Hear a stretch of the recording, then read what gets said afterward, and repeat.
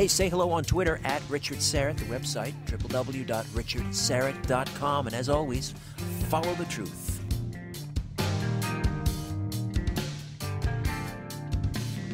Okay, guys, welcome back to this week's Grimerica show. We're going to be chatting with Richard Syrett a little later on. But, of course, as always, here's Graham. How's it going tonight, Graham? I'm doing pretty good, buddy. Right on, buddy. How was your...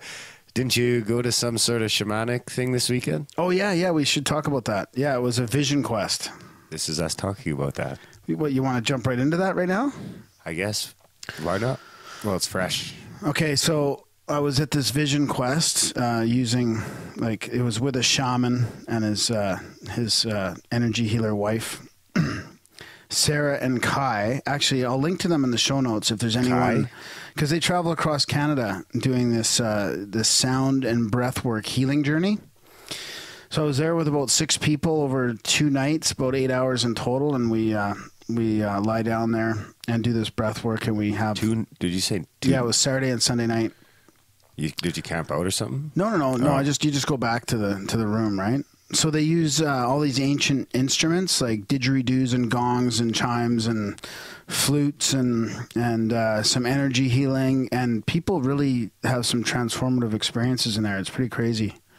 So he gets on you and like he'll heal you and kind of like pull shit out of you like we were talking to. Is there like drums and like beats? Oh yeah, like your whole body's vibrating. Is it like live? Does he have like people there playing the drums, or is it like a soundtrack? Well, they do it. Yeah, they do it, and they've got recordings too, so a bit of both. But he'll pull stuff out of you like a true shaman, and like be coughing and spitting. Like he was working on me, and I think he actually like threw up once. Like so, he's yanking something out of my something evil out of me. What was it? Something I didn't need. Oh, he didn't have to face it. No, he just pulled it out of you. Yeah. No, when we had a chat beforehand, like he would go around and sort of do like this channeling sort of reading session on everybody and get a feel for sort of where you're at. And it was good. It was good. No. I think he's from Europe somewhere. Oh. Anyways, very powerful. A couple of the women there had huge transformative experiences. Like they released tons of negative energy from past traumatic experiences. So it was pretty fascinating. Huh. So they travel across Canada, and they're in Calgary every once in a while. I'm going to link to it in the show notes for anybody that's interested. It's definitely worth checking out if you're interested in sound and breath healing, shamanism. So was that the same one you went to back before? Yeah, similar, very similar. Was it the same people though? Yeah, it was the same people. Really? Yeah. Like gypsies. Kinda. Nice. Probably pretty cash. It was great. It was really. There was a lot of love in the room. Was it just the 3 yet? No, there was 6, like those 2, and then 6 of us, I think. 1, 2, 3, 4, 5, 6 or 7 of us. And did they do lots of crystal shit? There was some. I brought some crystals. Sweet. All about the crystals. Not all about it. My wife's a crystal healer. I know. She'd be interested in that. Probably, yeah. Yeah. She's busy. Or having a 2-year-old and being pregnant keeps her pretty busy. Right Yeah. now. So you've got some fan mail and some hate mail you want to share. Yeah. We got our first hate mail, so that's pretty good. exciting. That's a milestone in itself, I think. Yeah, it is for sure. Can't make everyone happy. I'm not really going to get into the logistics of it, but basically someone who just doesn't like our swearing. So they say it's childish, and to that, I suppose all I really have to say is... Dragon! Oh, I never a baby dragon before. Just need to be alone so I can study without a bunch of ponies trying to make friends all the time. Come on. Twice in a row. No, look, I understand people feeling that way. And, look, here, you and I gravitate to these podcasts that are kind of casual. There's no censorship. The people swear. Like, that's kind of what we gravitate to, right? So that's the way our style is. And but I understand people having a problem with it. My mom has a real hard time with it. She was like, I tried listening to you guys. I can't handle the swearing. I'm like, Mom, you swear. What's the big deal? You can't handle the swearing. She's like, you shouldn't be swearing on the air. And I'm like, Mom, we're not on the air. It's a pre-recorded podcast for anyone who wants to listen. So if people don't like the swearing, they won't listen to it. No, and then I'm chatting with her on the phone, trying to help her with her cable connections and the input button on her remote control and all that, and she's going, fuck. I'm like, Mom, you're swearing? And you don't want us to swear at our podcast? You should watch your mouth, Graham. Mother's always right. That's true. Anyways, I love you, Mom. There you go. He'll watch his language. Yeah, but we had our fans stick up for us, namely our Kiwi ambassador, Jared Drake, went in and basically told him if he doesn't like the swearing to listen to something else. Because he made the point that he thinks our swearing, or not just our swearing, but our casual manner kind of helps us get a little extra out of our guests, it seems, makes them feel a little more comfortable or whatever it is. They seem to be comfortable talking to us, so... Yeah, I agree. It's been pretty successful so far. And not in that way, like not that we're looking for success, but I mean, we just want to chat. We want to chat about people in an open environment, right? Talk about some stuff that people don't maybe normally want to talk about. Yeah, or that we haven't heard before. Yeah. So speaking of that, we want to welcome new listeners in a few countries, such as Indonesia, the United Arab Emirates, Singapore, and Vietnam. Those are some of the newer listeners. So you probably know who you are because you're probably there's probably only 1 or 2 downloads from there. So hello and welcome to Grimerica. Yeah, thanks for coming, guys. So what else do you want to say about that? I was looking for the Good Morning Vietnam clip. I remember that. That was pretty good.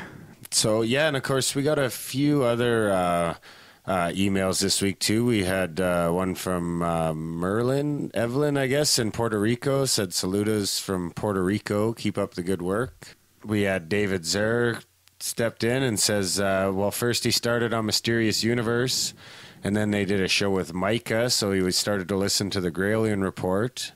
And then he heard us on the Gralien Report, and now he's hooked on us. And now after our...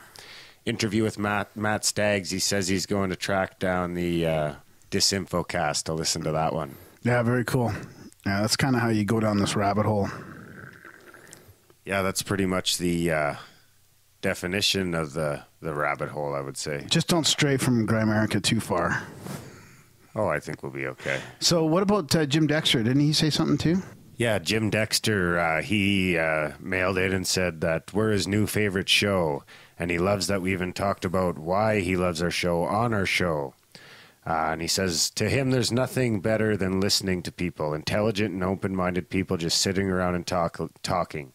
Totally entertaining, and you're doing a great fucking job, you bacon-loving bastards. Keep up the great work. Is that the guy that said that we had him right when we started our Nick Redfern interview talking about how he had a shit ton of books or something like that? No, that was someone else. We did get a lot of people coming over from the since the Gralien Report interview. So a big thanks again to Micah Hanks for getting us out there again. Speaking of the Gralien guys, we wanted to mention too, they've been having some cyber attacks, a little bit of IT trouble. So if anybody is interested in donating a little bit to this cause, the Gralien guys do a great job over there. They're setting up a big conference, the Paradigm Symposium. So, it would help them out with some of their technical troubles if you want to go over to the Gralien and hit the donate button. Yeah, for sure. Help them out in their time of need. So hopefully that was kind of fucked up because our website went down, the Gralien went down, and the Daily Grail all went down in the span of like a week and a half, I think. And somehow the Mysterious Universe website stayed up, but they got sick. Yeah, they ended up sick. So maybe they caught it at the last minute, so they were poisoned. I was actually sick too. It delayed the release of, I think it was a Michael Cremo episode by a couple of days. But luckily we had all the recording done. It was just the editing. So I can edit when I'm half sick. I don't have to worry about trying to regale everybody. Yeah. So speaking of conspiracies, obviously there's lots of stuff going on in the world right now. Looks like, I don't want to get too into politics, but... Hey. It was an accident, bro. What are you talking about? What was learned was that NSA had inadvertently, accidentally pulled the emails of some Americans in violation of their own rules. What was learned was It's an that accident, bro. NSA had Inadvertently or accidentally? accidentally Or pulled Both. the emails of some Americans. Some Americans. How many? Like 300 million? All of them. All of them. Along with half the globe. But hey, man, it was an accident, bro. Just chill. Yeah. It won't happen again. That's right. The big news is Syria, I suppose. I mean, yeah. as much as we're not that type of show, it's pretty hard to ignore. Yeah, it is. I know. I don't really want to get it too much into it, but I got a clip here from Thrive. I like what Foster Gamble has to say about some of this stuff. So he's talking about what's really happening in Syria. So it's kind of halfway through the clip. It's like 15 minutes long, but I can play a little bit of it here. And it's titled, "What's Happening in Syria, Parting the Veils of the New World Order Assault on the Middle East." Let's look for just a moment first at what might be really going on. And I want to suggest that obviously, beyond any sham of democracy and human rights, that this is about resources. It's secondly about eliminating resistance in the Middle East to the domination of Israel, which, remember, is only on the surface of it a Jewish entity. It's really a creation of the Rothschild Zionists as a center for consolidating world power in the Middle East.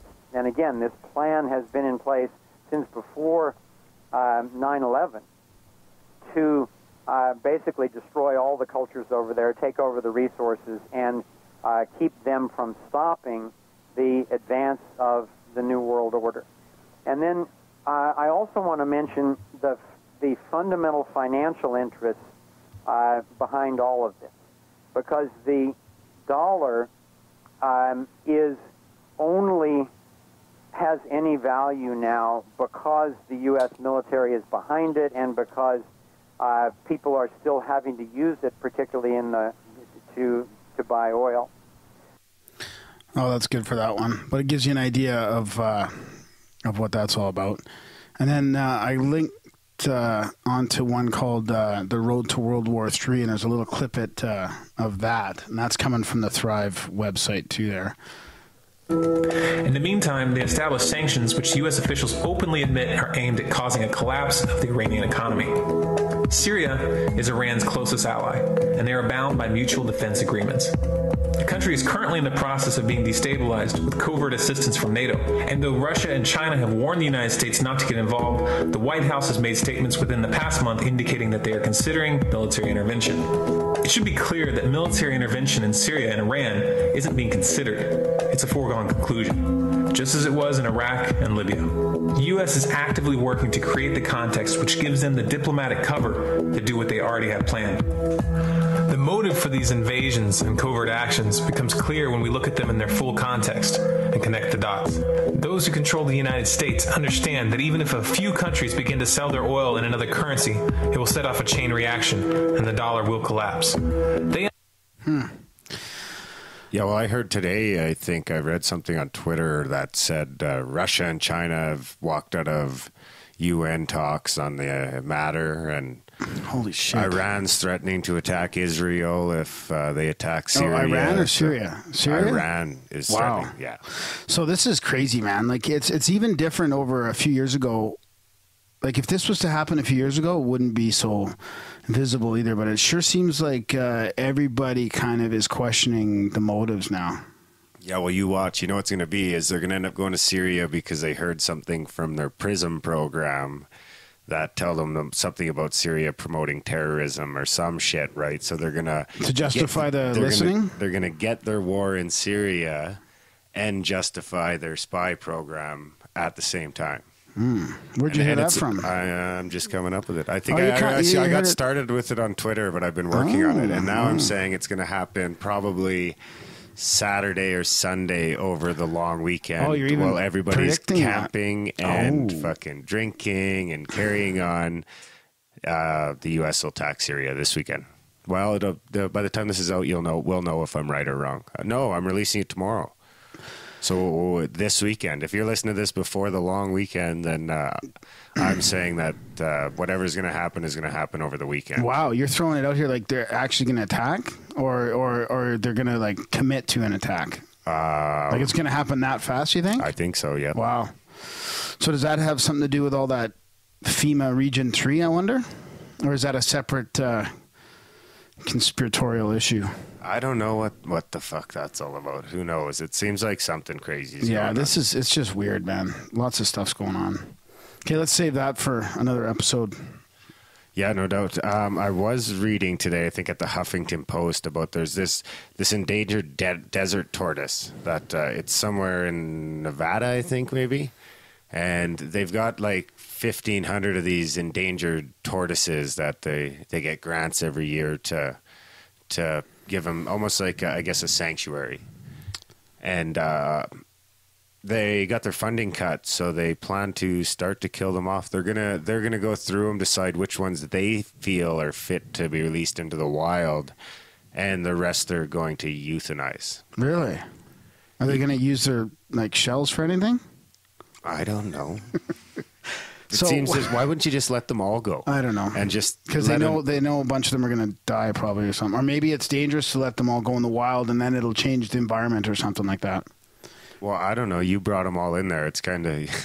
Who did? They did? They did, I guess. Well, people are supposed to take them to them when they find them, I think. Oh, well, maybe we should grant them human rights and then they wouldn't be able to do that. Seems like a stretch. Like, didn't they do that with the dolphins in India or something? I don't know. I think all they need is like $1 million every couple of years. So it seems kind of crazy that they can't afford that. Mind you, it is like it seems kind of crazy to me that those are the kind of expenses you're cutting right before you attack another country for no reason. That's going to cost hundreds of billions of dollars. You can't give the turtles $1 million. Yeah, I don't know. When you get into expenses of the governments, who knows what the fuck's going on. On a lighter note, I don't know if it's a lighter note. It could almost be a scarier note, but I guess they're growing mini human brains in labs for the first time. Really? And this is actually on newscientist.com. So it's not like even, it's pretty legit, not crazy fucking out there shit. Here's a clip. I haven't watched it yet, so it might be shitty. Oh, I think it's shitty. Is it another one of these silent clips? Oh, no. Oh, yeah. There's some music. It's just like pointing at shit that I can't understand. Fuck. Good prep, buddy. Yep. Yeah, it's just, the music's just not bad. Oh, it sucks. Oh, well. What else do I got here? I got Japan is opening up internet fasting camps. This is actually from Vice. Japan is opening up internet fasting camps because 500,000 students are pathologically addicted to the internet. Wow. What like a fasting, it's like internet rehab kind of? Yeah, they just go there and they have there's no internet, no Wi-Fi, no nothing in the entire place. And it's like outdoors, out in like the mountains or some shit, I think, or out in the country at least. So how long do people have to stay there for? I'm not sure. That's probably a good idea. Well, yeah, I think, I guess it's a big problem there. I'd imagine it's a big problem here, too. It's just we don't notice it because everyone's fucking addicted to the internet over here. Yeah, I bet. What's it going to be like once you're plugged right in directly to your brain? Fucking crazy. And then we've got more evidence that life on Earth began on Mars. I guess now it's it's a geochemist that's come out and saying that. I'm not sure if I've got his name here. Professor Stephen Benner is now arguing that the seeds of life probably arrived on Earth in meteorites blasted off Mars by impacts or volcanic eruptions. So it just won't go away, the panspermia theory. I think that's pretty funny how that just keeps hanging around. Yeah, but I don't really get it. What was so special about Mars to have life to begin with then? Like, why start there? Like, it doesn't make sense to me that it wouldn't be all over the place then anyways. Well, it could just be because Mars is so much smaller, it probably would have maybe formed faster. And it seems like now that we know it's been dead for fucking however a billion years, it probably had a big head start on the Earth. Like, the Earth was probably still forming when Mars was already formed. Did you see this NASA interview about water on the moon's surface that's come from deep underground? fucking weird, dude. I'm looking at the exact same article. Really? Right. Well, I don't know. I'm on messagetoeagle.com. Message to Eagle. Scientists using data from NASA's moon mineralogy mapper have detected magmatic water that originates from deep within the moon's interior on the surface of the moon. So the moon has fucking water on it. The moon could have life on it. No kidding, especially on the dark side. Haven't you seen Transformers? Is that where like the fucking the cube or whatever it was? Or there was some base there or something? Yeah, it was a base. There could be a base. I was actually looking at something else on Before It's News today that fucking showed a little picture of a base that was allegedly from a NASA photo too. Well, yeah. Why aren't we? Why isn't there complete photos of the dark side of the moon? I think this was even on the bright side of the moon. Well, the sun shines on both sides, but we just can't see one. It's not really the dark side, just the unseen side. Right. So we should just not call it the dark side. Well, it's the dark side to us. It's fixed, right, in its orbit? I don't even... I think Yeah. so, yeah. But it still sees the sun when it's... We'll have to ask one of our upcoming guests about that. Yeah, so what... Well, either way, it's pretty fucking crazy. Then we were both looking at the same time. That's crazy, too. But water on the moon... We got to go drilling now, no? We can already get there. We might as well go drill there. Yeah, might as well. See what we can find way the fuck down there. Instead of drilling asteroids, there was an article about NASA committing to asteroid mining, too. So I wonder what our old guest there, Philip Metzger, has to say about that. He must be, I'd like to go there and drill right into the middle of that fucker. We'll link to that in the show notes. That's a cool picture. You can almost see where the water bubbles out of the middle and then freezes. Like it's going to make a pyramid almost. Huh. Eventually, that's going to turn into a pyramid as the water comes out hot and then freezes. Or, that must turn to liquid during the day. Why a pyramid? Well, if hot water keeps coming out, just like hot magma coming to the earth makes islands and shit and mountains, Yeah, you know what I mean? Pyramids, though. How does it get pyramid Whatever, shape? it looks like a pyramid. Maybe it'll off. look like a face. Maybe. It kind of looks like a butthole. But the moon gets incredibly hot when the sun hits it. So that must turn to liquid and almost even boil away, no? I don't know. I'd like to know more about that, too. We should maybe get in touch with Phil Metzger again down the line and ask him about it. Yeah, there'll be a lot of updates in that short amount of time. On that note, maybe we should take a quick break. You ready for a break? Sounds good. Okay, guys, we're going to take a quick break, and we'll be right back.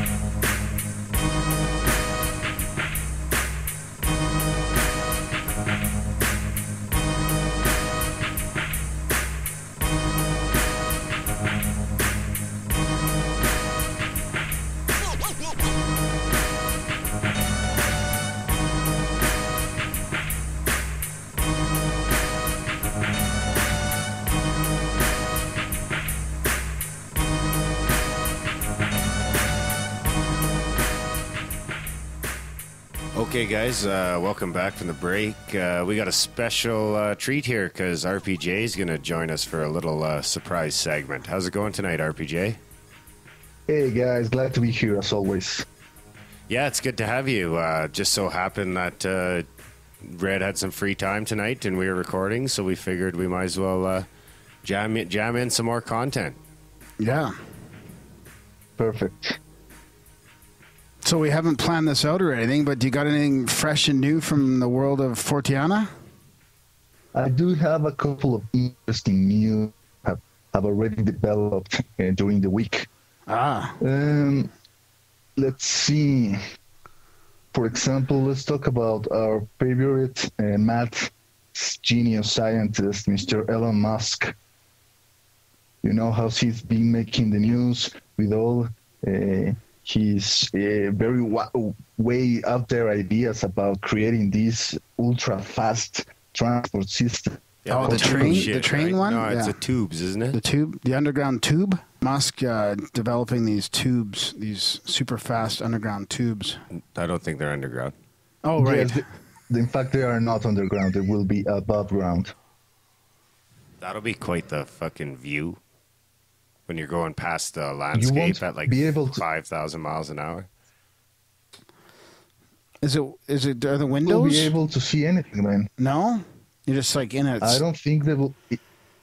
No, I don't think it will have any kind of windows. I think it will be tightly sealed. I doubt it will be made of plastic or some transparent materials. Yeah, maybe it'll feel like you're in those little massage chambers. Have you ever done those water massage chambers at the airport? Like you lie in this thing and it's like this enclosed capsule and this water spray massages you. Maybe they could set you up with one of those while you're traveling in it.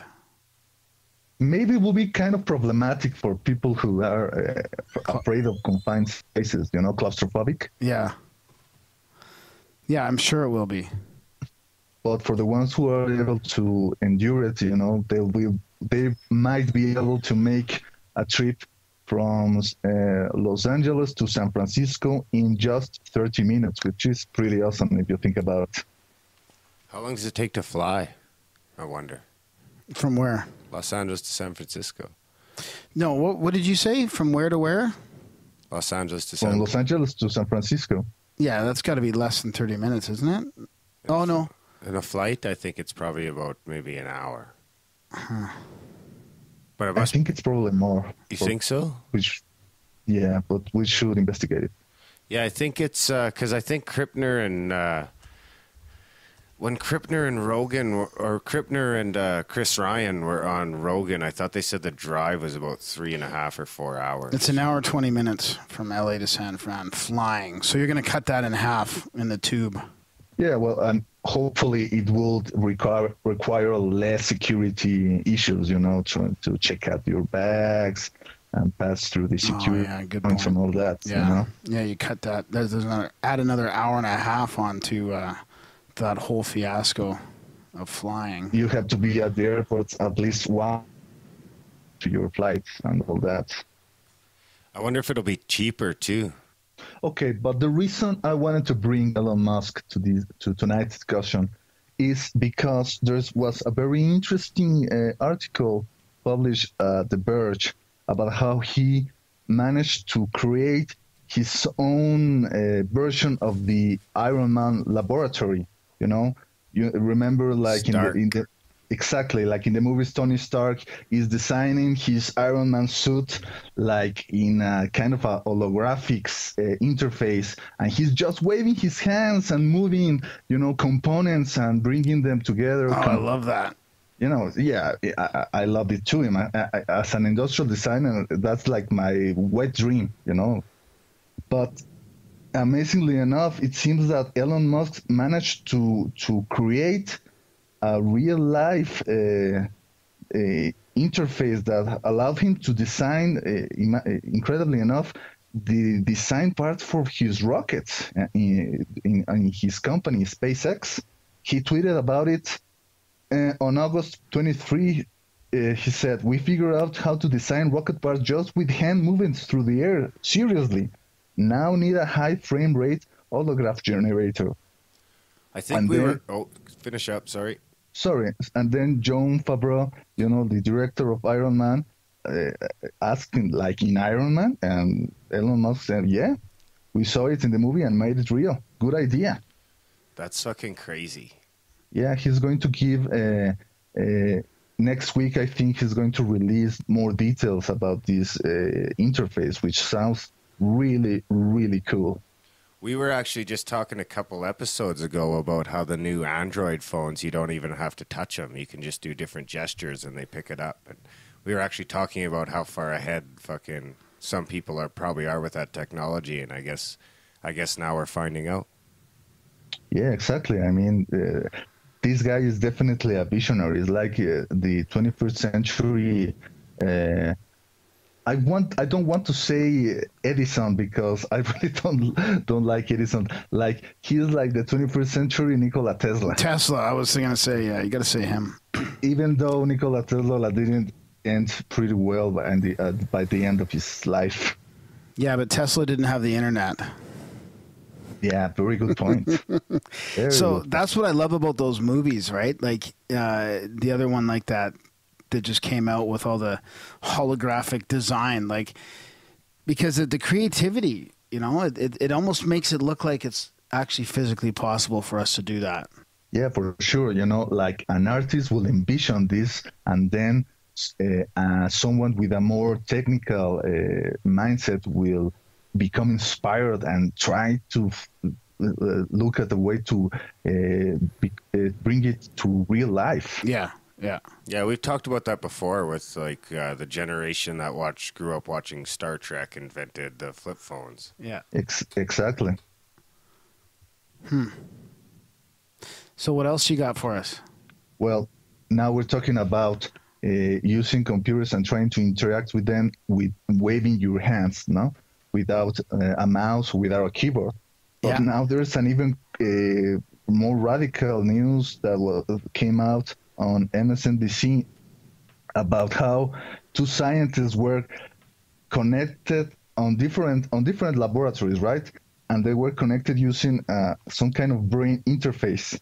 And one scientist was playing a first-person shooter video game, and whenever he was thinking about pushing the fire button, but not actually touching it. The other scientist in the other laboratory, his finger was receiving the signal, and his finger was moving, and according to the other guy's thoughts. Wow. So mind control. Yeah, like I say, the world of mind control zombie armies might have gotten just a little closer. They've probably already been there for a while. Maybe. It's very possible. You know, we've seen previous stories about how scientists tried to hook up to rats' brains so they have a brain-to-brain link. Also how some scientists were trying to control the rat's tails, you know, so moving the tail instead of the rat itself. So in this experiment, was the second guy also playing the game, or was he just like sort of doing nothing? He was like doing nothing with his hand over a keyboard. Wow. And it was the other guy's thought of pulling the trigger, and it would affect that guy's hand or finger. Yeah, there's a video explaining it, and I'll make sure to send it to you so you can add it to the show notes. Yeah, for sure. Maybe Obama's mind controlled. I don't think that's necessary. I mean, I think that once they actually go and sit in that Oval Office, you know, and they are debriefed in how complicated and how frail and tenuous these systems that we're all depending on is, they realize that their sole job is trying to keep the shit together, you know, at least for the next 4-8 years until it's the next guy's problem. Yeah, in the intro, we predicted that it falls apart this weekend. No, so you are being very optimistic now, huh? Yeah, no, well, not really, I guess. We were mostly talking about conflict with Syria. Will happen over the American long weekend when everyone's camping and drinking and barbecuing. Is it American long weekend too? Yeah. And us, yeah. So while everybody is watching Miley Cyrus twerking, that's when the bombs will drop. Exactly. Did you hear? I'm going to play this again in case RPG hasn't heard it. We played it in the first segment, but I can't really get enough of it. Okay. What was learned was that NSA had inadvertently, accidentally pulled the emails of some Americans in violation of their own rules because of... Did you get it that time? In violation of their own rules, yeah. Because those are more important than the Constitution of the United States. But, well, I've said too much already. Yeah. I like how he says it was accidental. Whoops. Whoopsie doopsie. Yeah, well. So you guys really think that the proverbial fecal matter is going to hit the fan this week? Yeah, that's what I predicted in the intro. I've pieced it together between Twitter and a few other, some No Agenda and a couple of YouTube videos. This is what I don't get. The fact that they announce, we are going to launch an attack no farther than next Thursday. Like, okay, so you are preventing the enemy about your plans?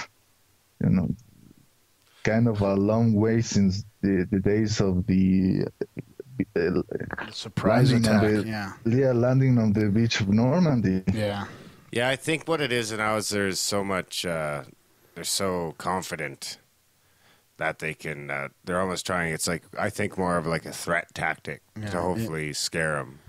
Or maybe they also want to see the reaction of the other players, like the Russians, the Chinese, and John Ward in his last appearance. He was guest of Micah on the last episode of the Gremlin Report. He advised listeners to pay close attention to Turkey, because in his opinion, the way Turkey reacts is going to play a big role in all these in this scenario.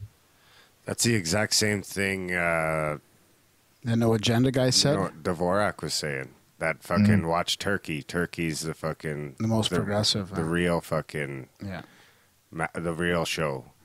Interesting. That's two like totally opposite ends of the spectrum too, saying the same thing.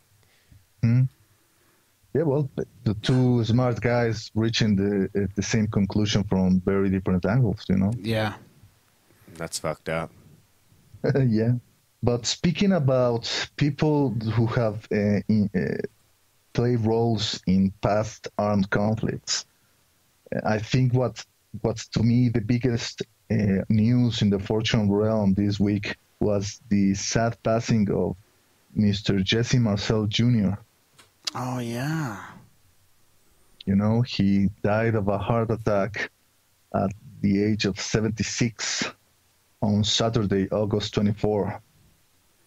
And I think that with him dies like the last true first-hand witness of this very controversial case we call the Roswell event. Yeah. I almost wanted to. Is that the? Oh no, the deathbed confession guy was Area 51, right? Yeah, no. This was the son of Major Jesse Marcel, the guy who went to the field where there was all these strange debris with Mac Russell, and then allegedly he woke up his wife and his young son to show them this debris, and he told him that it was not of this earth. Yeah, he was definitely the closest guy left to this whole case. Yeah, a man who actually held in his hands these pieces that we've been speculated for over 60 years. Yeah, the memory metal and all that. Yeah. Yeah, when we started this podcast, we were thinking of not ever talking about Roswell and Rendlesham. Like, we had a couple cases to boycott, but you kind of have to talk about it when something like this happens. Like, it's pretty big news that he's gone now. I feel the same way about Roswell. Like our friend Nick Redfern, I'm tired to death of trying to think of Roswell as the end game of the UFO phenomenon. The way that we're finally going to convince the world that UFOs are real and aliens have been visiting this planet. But on the same time, there's no denying that this is a historical event, the passing of this major key witness in this, what's quite likely the most famous UFO case in the world, for better or for worse. Yeah, and it always will be. Like, there's no getting around it. That nothing else will sort of overtake it to become the most popular. The only thing that will is if something happened that would force disclosure right now. Yeah, and everybody involved in this case very much agree that Mr. Marcel was a very honest and reliable person. The fact that he was such an outstanding citizen was that in 2004, when he was in his late 60s, he went to Iraq. He was called back into duty. Yeah. In October of 2004. In a medical role, wasn't he? Exactly, as a flight surgeon. Yeah. He was a 60-year-old man, and they sent him back to fucking... Well, he probably volunteered, right? He must have volunteered. He was part of the National Guard, Yeah. And he was called to duty, and he responded to the call. So, even though I really don't agree with the purpose of those conflicts, I cannot deny the fact that this man served his nation proudly, and with honor. Yeah. We should respect that. Yeah, that's for sure. So, fairly well, Mr. Jesse Marcel, rest in peace. Yeah. Did you see that thing in Spain? You must have seen that. Spain. Yeah, wasn't it Spain where that horned thing washed up on the beach? Was it Spain? Yeah. I wrote about it on the last Red Pills of the week. Yeah, the horned sea monster. Yeah, we actually talked about it in an intro that we ended up scrapping a few days ago. But you want to talk about it now? No, I think we came to the conclusion that it was a shark skeleton. Yeah, most likely. So it's too bad. Because the first picture I seen, I was like, fuck yeah, it totally looked like an old Chinese sea dragon? Serpent or sea dragon or something, yeah. Yeah, what I found quite interesting was the fact that it kind of looked like the head had these big horns, and it washes up in Spain, where bullfighting is such a big tradition. I can't find a bit ironic. Yeah, that's good. A little slap in the face. Yeah, maybe they could have some kind of subaquatic bullfights. That would be very badass. Oh, that was crazy too. I was looking at your red pills today before we went on, and I was going off on Graham about. I'm reading this Before Atlantis book by Frank Joseph. We're having him on in a couple of weeks, and I'm reading the chapter on the aquatic ape theory. And it's the first time I've really got down and gone through that theory, and a lot of the shit he says is pretty interesting. And then I went under the red pills 5 minutes later, and all of a sudden I seen that you had written about the same thing.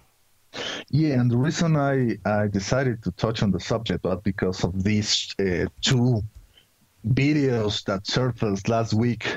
One showing a chimpanzee, I think it was called Cooper, and the others showing a young orangutan, I think it was called Sania. Well, anyway, showing these two big apes swimming on a pool, which is something completely unheard of until now. Yeah, I thought it was pretty synchronistic. And that's the first time I've really delved into that aquatic ape theory, and it makes a lot of really good points. Did they train these to swim, or did they just learn on their own? I think it was half of half, trying to show them the basics, and then these two apes figuring out on their own how to do a breaststroke. Obviously, the way that a human will perform the breaststroke would not be the same as a chimpanzee or an orangutan. Orangutans, they use the legs as if there were two extra pairs of hands, of arms. So it's quite interesting. And obviously, a skeptic will say, well, this doesn't prove anything, this doesn't prove that the aquatic ape theory is real. And you know what? It's absolutely true. But at the very least, it shows that maybe we should reconsider that some of our ancestors may have spent a lot of time close to the shores, trying to, because, the coastlines are such an ideal place to find nutrients. You find seafood, shells, fish, all kinds of things. It's a very ideal place to inhabit. And the reason we haven't found something in the fossil record to confirm that these ancient hominids inhabited the coastline was obviously because the sea levels have risen since the time of the last ice age. So all these places now are underwater. Yeah, I like it. It made a lot of sense to me. It was pretty interesting shit. I'd like to. I can't wait to talk to him now for sure. Yeah, but we should be mindful of saying this. One thing is to say, okay, maybe ancient hominids inhabited the coastlines, and another thing entirely is to say, okay, so this confirms that mermaids exist.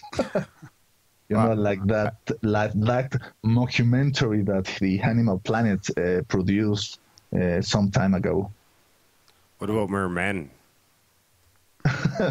Well, if there are mermen without mermaids, I pity those bastards, because they will live very lonely lives.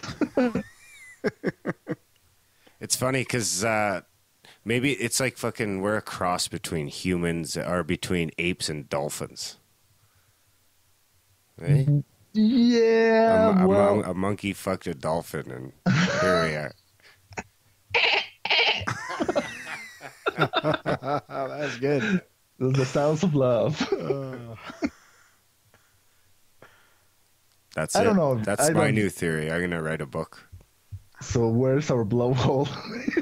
if I were ask, it's belly button. Okay, mystery solved.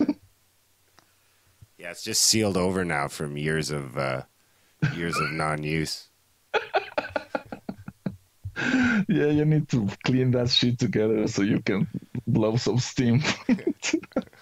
Oh, fuck. That'd be just a whole new genre of porn, too. Yeah. Let's not go up there. No, let's not go there. Reel it in, Graham. So, okay, let's change pace here then. Okay, let's talk about other kind of legends. Let's talk about some recent archaeological discoveries in Denmark that kind of confirm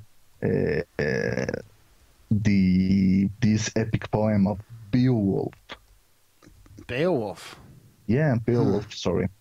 Yeah, it was published on the Daily Mail in August 26, and it discusses the discovery of an archaeological site at, let me see here, a site called, I don't know if I'm going to pronounce it correctly, Læsø in eastern Denmark, which was the center of one of the most powerful Viking kingdoms from the 6th to the 10th century. The town is considered by scholars to be the most likely site of Heorot, the hall of King Hrothgar, where the events of Beowulf are set. So obviously, as a Fortean, I'm inclined to ask, okay, so if the site where the epic poem that the epic poem discusses was real, then it makes you wonder, what about Grendel? What about this monster that came to the mead hall, every time there was a party, and killed all the attendees? That will be kind of when our friend Lauren Coleman joins us on the next episode. It will be interesting to ask him his opinion about the Beowulf poem, and whether Grendel was maybe some kind of a Bigfoot or a Sasquatch. Yeah. Yeah, well, I think the last interview I listened to with Lauren, he thinks that Bigfoot and Yeti and all those different apes are totally different species, eh? Obviously, but we're talking then. Oh, we're talking about a giant, hairy hominid. I've never seen Beowulf. Oh, it's good. It's a good show. You should watch it. Yeah, it's pretty creepy. Yeah. There's a movie called Beowulf and Grendel, which is pretty good. Yeah. Maybe Grendel's like a Sasquatch with that problem like the dogs have when they lose their fur, like what a chupacabra really is. What was it called again? When they have mange. Maybe it's a Bigfoot with mange is Grendel. It's a Bigfoot mutt. Yeah.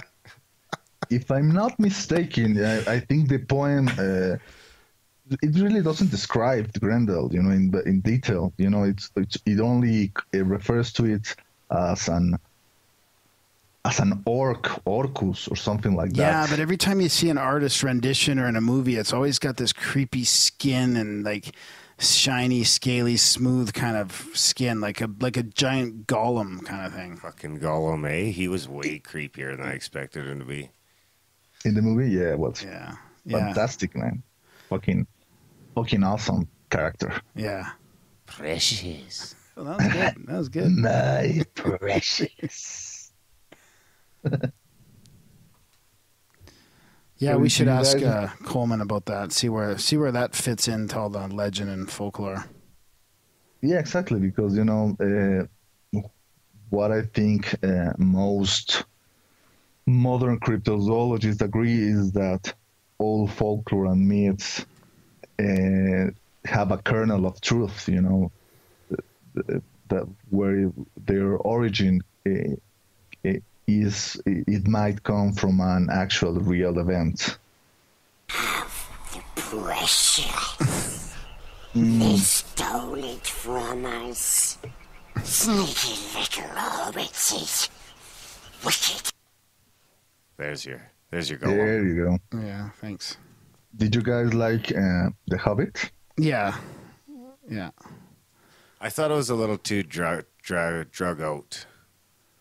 Like it had its exciting parts at the beginning, and then it's like it's like they're adding a bunch of shit just to make it longer. I don't know. It definitely wasn't as impressed as I was with Lord of the Rings. Yeah, I know what you mean. But I think that the next one, The Desolation of Smaug, is going to be fantastic. Yeah, yeah.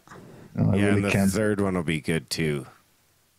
So, do you guys want to talk about other kind of conflict besides wars with dragons and wars with orcs? What kind of conflict? Well, we'll be talking about whatever it is that it's going to happen next Thursday. But before that, apparently someone calling themselves the Syrian Electronic Army took down the New York Times and the Twitter and the Huffington Post. I heard something about the New York Times website going down. Yeah. Last week on the Red Pills, I discussed some rather intriguing shutdowns of very large internet companies. There was first there was the New York Times, then I think it was Google, then I think it was Outlook, SkyDrive, then came Amazon, and then even NASDAQ was shut down. But obviously, in all those cases, they alleged to technical difficulties. But now with this new development, I really wonder if it wasn't a hacker attack, That's crazy. They could probably shut down fucking power stations and shit from the other side of the planet. I think that is within the realms of possibility, but I only think that the United States and maybe Israel are capable of something like that. Maybe the Chinese too, but the Syrians, I don't know. But do you think it could be a false attack, though? In order to beef up security or something like that? I don't know, man. I mean, it's easy if you see that a large company like the New York Times, it's shut down for 5 minutes, and then you can boast and say, hey, that was me, you know? Look at my maths hacking skills. So it's really difficult to tell at this point. I think that the New York Times shutdown is being pretty confirmed by now. But about the other ones I've discussed, last week, maybe I'm just making unwarranted connections. Maybe you're drawing a long bow. Maybe, but such is what we conspiranoids, tinfoil wearing, tinfoil hats used to do. Somebody's got to take out the trash. Yeah, and why does Alex Jones have to have all the fun? I can make this crazy allegations too, damn it. Yeah. Buy seeds. Micah is great impersonating him. Yeah, he does a good Alex Jones for sure. He hasn't done it in a while. Maybe I should email and tell him to bust out the Alex Jones again. Maybe you got to cease and desist. Yeah. Yeah, he has to be careful, If Micah 20 years from now starts to put on some weight and he starts to lose some weight, then he'll become like a blonde version of Alex Jones. He's the paranormal Alex Jones. But we won't let him because we love him. Yeah. We cosmic love him. Exactly. So that's all I've got, guys.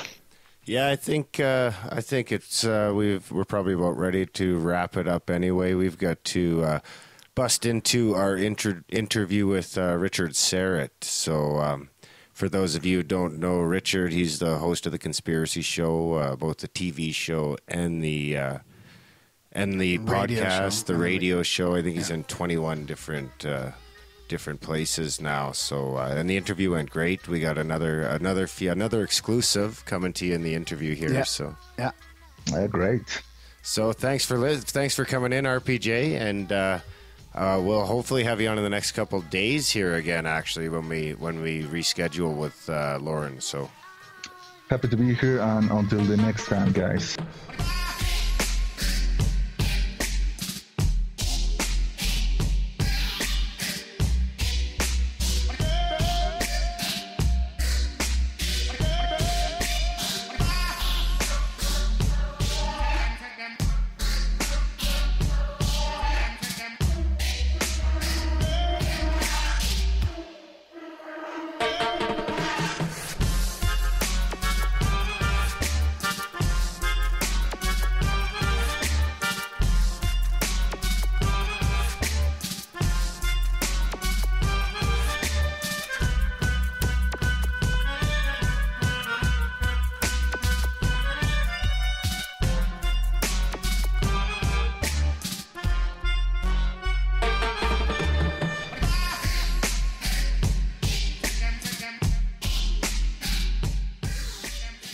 Okay, guys, welcome back to the Grimerica Show. We're going to be chatting with Richard Syrett of the Conspiracy Show. He's got the TV show and the radio show out of Toronto. I think it's Zoomer 740. Yeah. And he's got visiontv.ca, the Conspiracy Show TV program, seasons 1 and 2. I've seen a lot of those. They're pretty cool. And we've both been big fans of Richard's for many years now. I've been listening to the Conspiracy Show on podcast. You can also listen to it on AM 740 Sunday nights from 11 p.m. to 1 a.m. And he's got affiliates all over North America now, I think. So, welcome to the show, Richard. It's great to chat with you. Hey, guys. Great to be here. I hope you don't mind. I'm just parked out in the backyard on a beautiful starry night. My little boys are camping out in the backyard, so I'm keeping an eye on them. So it's just you, me, and the crickets. And the stars, I hope. Are you sky watching at all? Well, it's not a great place. You get quite a bit of light pollution here, so it's not a great place for stargazing, but it's a clear night anyway. How was it? How were the stars over in Greece? Yes, the family. We were there for 5.5 weeks. Just got back on the 15th. And if you go up into the mountains, Kalamata is a fairly large city by Southern Greece standards, about 100,000 people. Mm-hmm. But if you, and the light pollution is fairly substantial. But if you go up into the mountains, they are absolutely breathtaking. You can actually see the Milky Way. It's just awe-inspiring and just refreshes your spirit, really. If I had time, I could just park myself in a chair and look up all night. It's just, we don't appreciate that anymore because we've lost darkness. Yeah. We don't have true darkness anymore. And I think it affects us both spiritually and physically. In fact, there have been studies done on this. But, it's if you ever get a chance to, get away from the city lights and just reflect and look up at the night sky, it's quite remarkable. Yeah, that's good that you were still able to do your show from Greece, too. Well, I tried.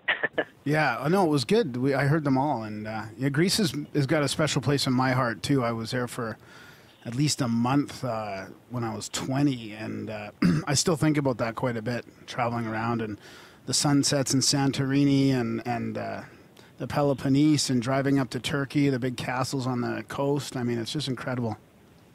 It has a lot to offer. You have the physical beauty, to be sure, and then you have the warmth and the legendary hospitality of the people, which, despite the economic crisis and the strain, it's simply not reflected in the people that you meet. They don't talk about it unless you press them about it. In fact, it's fascinating. You go out at night, and the tavernas and the restaurants and the cafes are jam-packed, and not just with tourists, with locals. And I couldn't understand that for a while. Where are all the signs of this economic strife? And finally, my wife, whose family is from Kalamata, said, "Well, the Greeks, they live for today, and they let tomorrow worry about itself." So, unfortunately, one day, I'm afraid the reality will settle in over there. I hope it's not too harsh, but for now, the Greeks are just going on as usual. Yeah, the old saying, tomorrow never comes. What's that? You never heard that? No, I've never heard that Tomorrow one. never comes. Well, unfortunately, it does, and it will.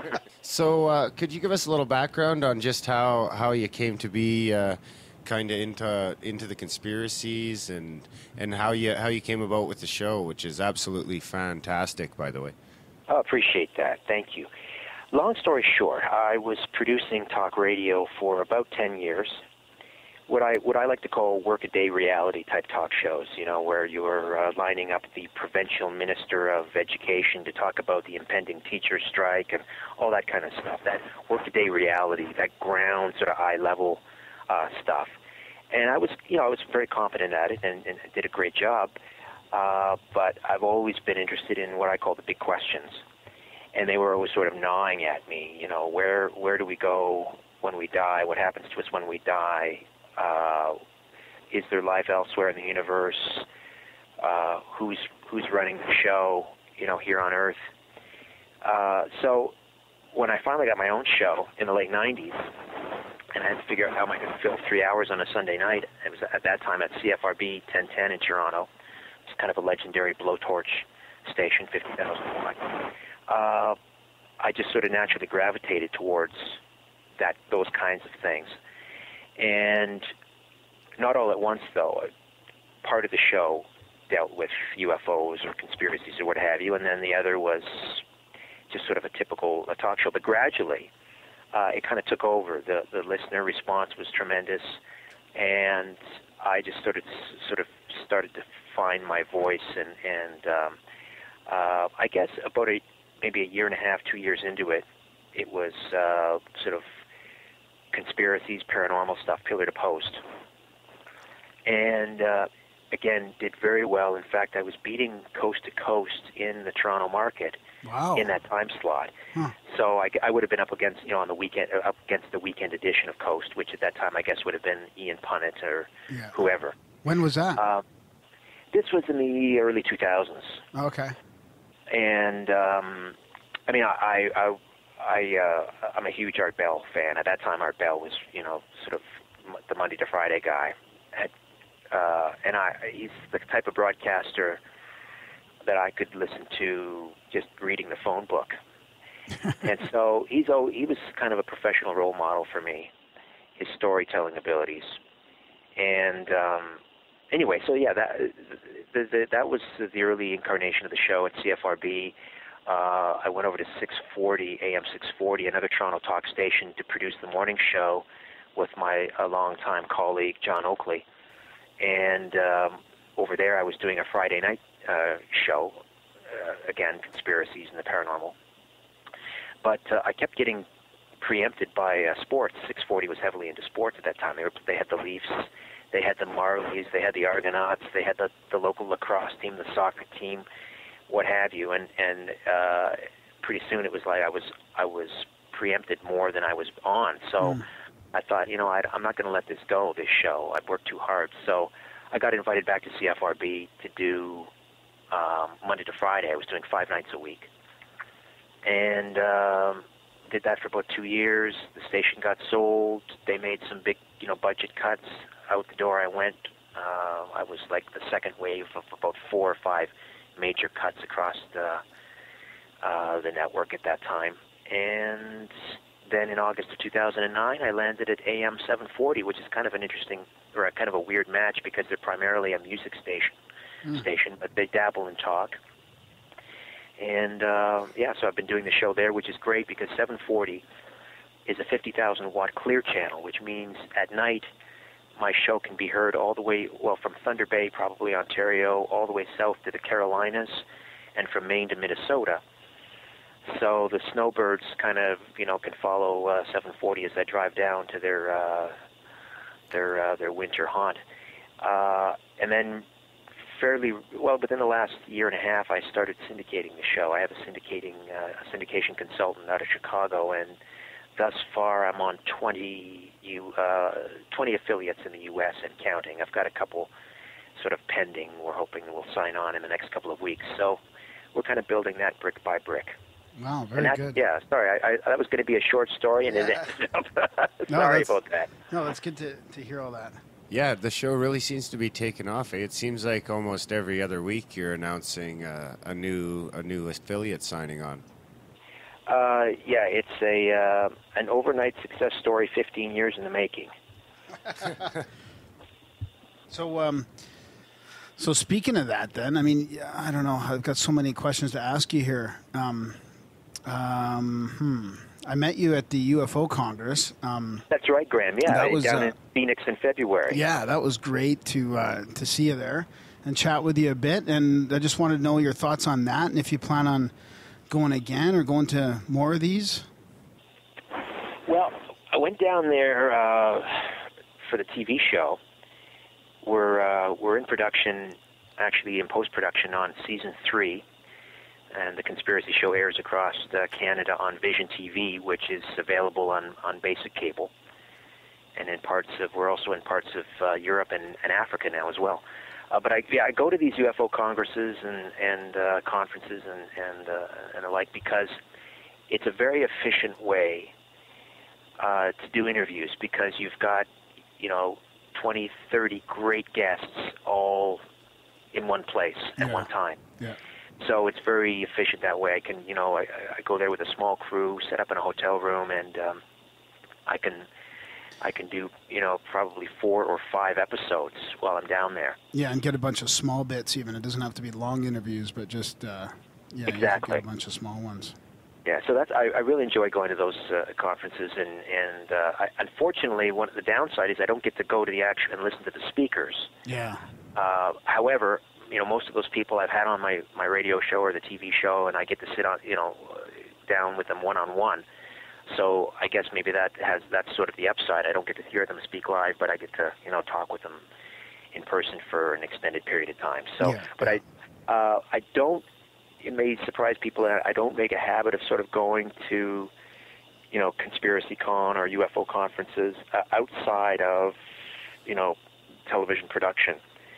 I really have worked hard at compartmentalizing my life. There's the radio show and the TV show, and I talk about 9/11 and UFOs and JFK and Agenda 21 and all that stuff. I'm sure you guys cover as well.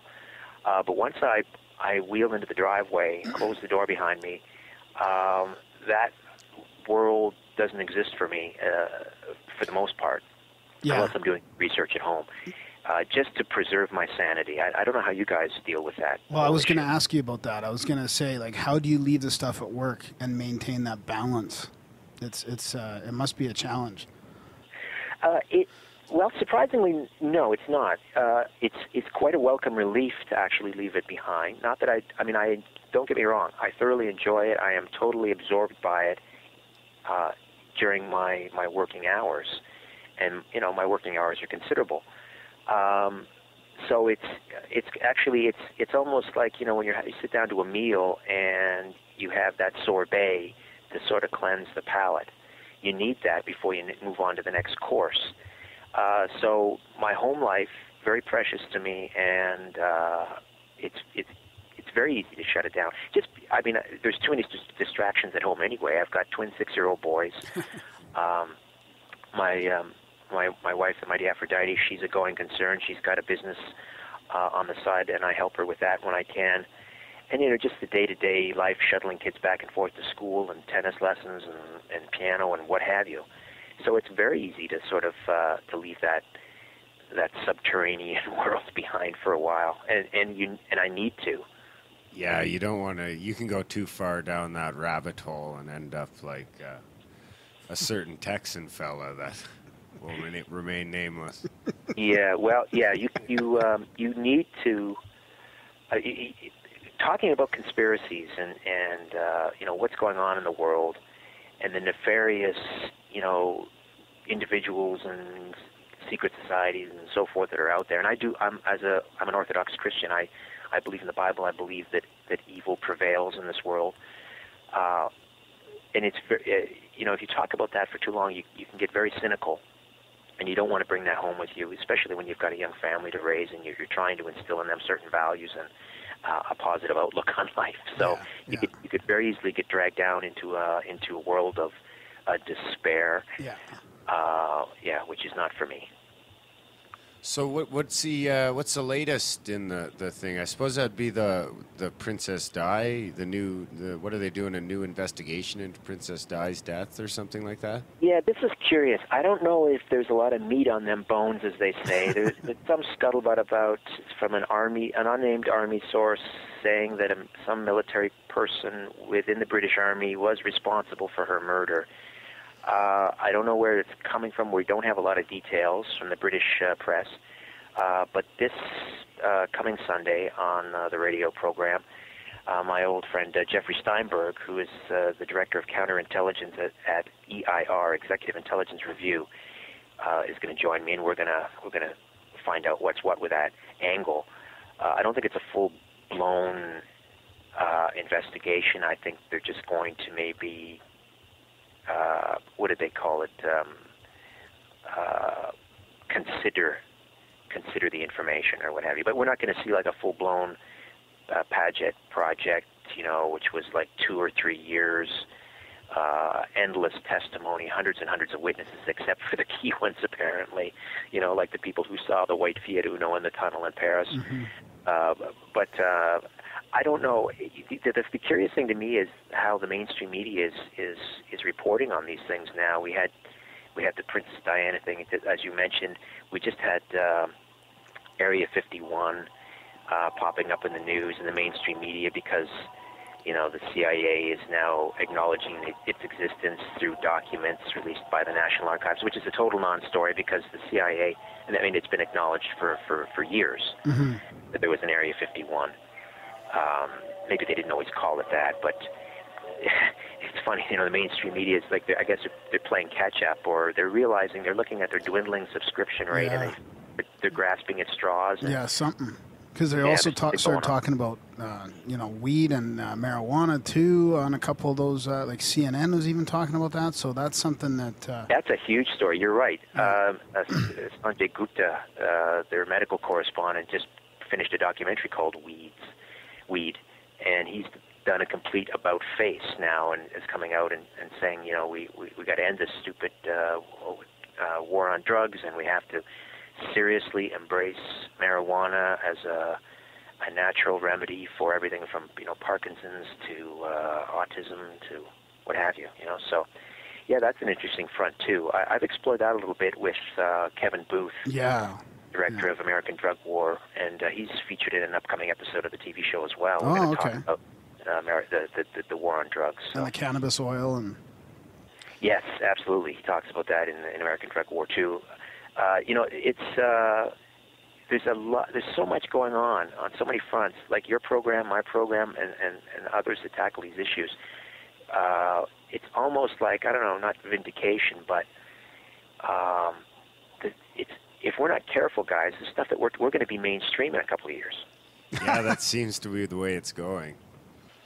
It's like I bring a lot of it to things like social media and the internet's starting to spread more and more into the globe, and you just can't keep shit down anymore. Like, it's just information can travel too fast nowadays. Yes, and people are voting with their feet or with their dollars, and they're flying away from mainstream media in droves, whether it's network television and the network news, or whether it's print. And I think it's a good development, ultimately. Some people are worried about the disintegration of certain institutions, but when it comes to the mainstream media, they have not served us well, the mainstream news organizations anyway. In fact, I think by and large they've really done a disservice. They've abandoned the playing fields when they were needed most. Yeah. When instead of assuming the role of a sort of a scorpion and stinging like a scorpion and challenging authority, they decided to sort of rally round the flag. And I'm sure that this is a product of the concentration of ownership and so forth, and we're all familiar with what's going on there. But very disappointing, the lack of genuine inquiry by the so-called Fourth Estate when it comes to things like, just you name the issue. You just name it, whether it's 9/11 or whether it's it really hit home, obviously, for many of us on 9/11, but it really hit home again for me in May of was it 2011 when Osama bin Laden was supposedly killed again. And here we had no body, no DNA, no real eyewitness, nothing, and yet the mainstream media took it on the government say-so that this is the way it went down, despite all the evidence to the contrary that he probably died, around Christmas of 2001. And it's just like they just rolled over yet again. And you can name. There's so many other examples of that. Whether it's the Bush stealing the election in 2000, and then again in 2004.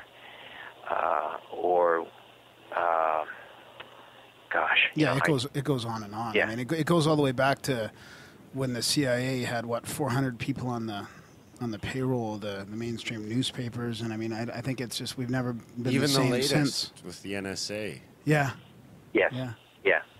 Yeah, and they've totally misread the situation with Snowden. I mean, I think if you would, I feel pretty confident that if you were to conduct a poll, the overwhelming majority of Americans and people around the world are behind this guy. Now, whatever the motive you can get into, well, he was a plant, the CIA trying to embarrass the NSA, whatever. Yeah. Put that all aside. Just the fact of, what he supposedly did.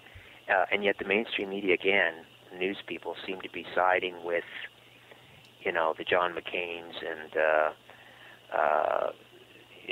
the Obama administration on this. Again, totally misreading their readership, not understanding the sort of the vox populi. And that's why people are abandoning them, because people can smell it, they know. that the newspapers and the network television news, they're shills for the corporations. Yeah, I agree. I think that's what's happening is people they're starting to see through this facade. Yeah, and I think they're sick of it. They're generally angry. Yeah. Have you seen much Vice? Have I seen much which? Vice.com. Have you seen any of their stuff? Or I think they have a new HBO show Vice.com. too. No, I haven't, to be honest. I probably should follow them more often, but there's so much stuff out there. Yeah, it's hard to pick. It is, pick and choose. Sometimes you kind of settle in, you get kind of comfortable, and that's not a good thing necessarily. But you get kind of comfortable with your sources and sources of information, and you kind of go with that. But I probably what I need is a producer to kind of shake things up and maybe say, hey, have you seen this? Have you seen that? You should be reading this. You should be reading that. As long as they don't hit the internet kill switch, and then we'll all be fucked. Yeah, that's another huge story, and how they're using what is unquestionably one of the most heinous crimes known today, which is of course child pornography and child trafficking, and that there's no question that exists and it's a huge problem. But they're using that obviously as a weapon to stifle a discourse on the internet. And unfortunately, not unlike the phony war on terror, I think people are gonna buy into it, and they're going to accept fewer liberties for some perceived security. Yeah. And as Jefferson said, those who do that deserve neither. Yeah, and I think actually. What's his name? Eisenhower had a quote about that, too. If you want security, go to prison or something like that. Yeah, exactly. I hadn't heard that one. Yeah, I think it was something along the lines of, if you want 3 meals a day and a warm bed and absolute security, go to prison, and the only thing you have to give up is your freedom. Yeah. You look back and people think of Eisenhower as this bland, Republican president during the bland 1950s, but that guy was dangerous, man, especially when he was leaving office. He was just shooting his mouth off, which is often the case, right? Presidents are great once they leave office, like Jimmy Carter. Never mind his politics. I'm certainly not a kind of a left, leaning Democrat. But once they leave office, I don't know what happens to them, but I wish they had those, balls when they were sitting in the Oval Office. Eisenhower's exit speech has got to be more popular now than ever before. Absolutely, sure, and so spot on. Yeah. The last real president, 50 some years later. 3 years later. So, is there anything that's too fucked up for you on your show? Like anything you won't touch? Well, yeah, because there are so many haters out there in every field. Yeah. And unfortunately, the conspiracy tent, which is a very big tent, it has its fair share of haters as well. So I'm not going to do Holocaust denial. I'm not going to do, the Zionist conspiracy. Yeah. I'm not going to get into any of that nonsense. Yeah. And they're out there. They're unfortunately they got their nose under the tent and they're looking for an in. So I got to be vigilant. Oh yeah. Keep them out. Yeah. It must be hard because it's hard enough with our show with, we don't even call it a conspiracy, but people automatically assume it's about conspiracies. But yours has the big label, the conspiracy show. So you're really throwing that out there, saying like, this is what we talk about here. Yeah. To be quite frank, it's with some regret. It was kind of a branding decision because we had the TV show and the radio show, and both Vision Television and AM 740 are owned by MZ Media, Zoomer Media. So it was kind of a cross-promotion thing. And it scares some people off. Let's say, for example, I want to talk because I talk about a wide, it's a pretty broad canvas I paint on, and a lot of the stuff really I don't even consider conspiracy. It's like Lyme disease, for example, what's going on with Lyme disease, and so or the fluoridation in public water. Yeah. And if you want to get a credible person on to talk about it, they're very reluctant because they've already been branded, as a tinfoil hat wearing nutter, because they don't agree with fluoride in the water. So now here I come along and I want to have a serious conversation with them, and then they see the conspiracy show and they say, well, that's the last thing I need, because every time I open my mouth, someone quotes Kubrick's Dr. Strangelove, that whole scene about fluoride. So it has its downside, but it is what it is. Yeah, it's kind of, the name is kind of in your face, and it tells you what it is, which is in many respects, I guess, a good thing. Yeah.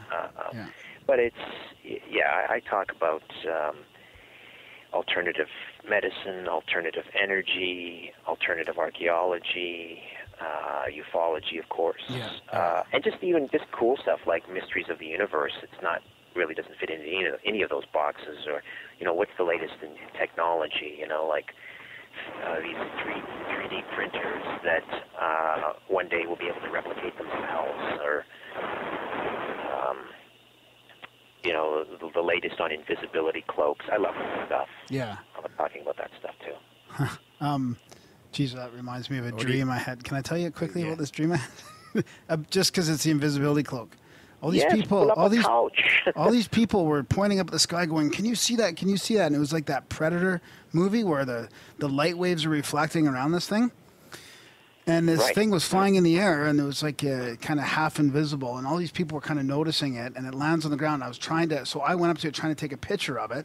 And I was right underneath it, just about to take a picture of it. And my iPhone cracks in half and disintegrates into dust. And I ended up throwing M&Ms at him to try and, I thought it was like a guy. So it was a crazy dream, but anyways, it went on a bit from there. But I wish Freud were here. He'd have a field day with that. Sweet. Sometime an M&M is just an M&M. Yeah, sometimes. Sweet. Maybe we can get M&Ms to send us a case of M&Ms now for this. So speaking of all these topics, we know what your favorite is. It's probably JFK. So besides that one, what else do you really kind of groove to?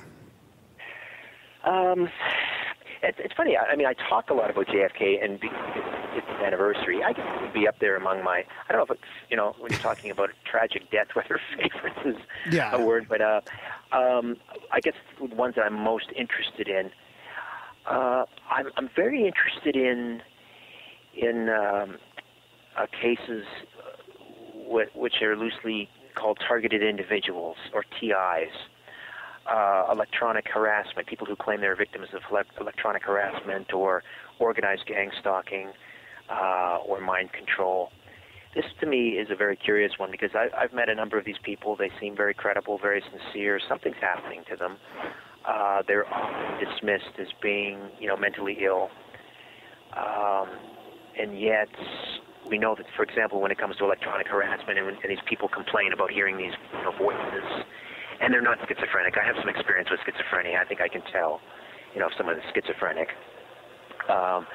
And they hear these voices in their heads, and we know, you can go online and you can find the patent for voice-to-skull technology. There have been a number of variations on that. Wow. And when it comes to, modifying behavior from a distance using, some sort of a radio wave, you go back to the 1950s, you can read about it in the New York Times. If you go into the archives, and Dr. Jose Delgado back in the 50s attached these electrodes to this bull, and there's a video of it, I think, on YouTube. He was able to stop a charging bull in its tracks just by pushing a button on his radio transmitter. And he pushed another button, and the bull stopped, turned to its right, and obediently trotted off. And this is late 1950s, and this guy, Delgado, was a professor at, I believe it was Yale University's medical school. So he's not some kook, Yeah. That's 60 years ago. What are they capable of doing now? Yeah. So that whole field is of great interest to me as well. Yeah, and that's some of that stuff I really haven't heard in many other places, like the TI stuff. So it's interesting. Very fascinating topic. Yeah, for sure. And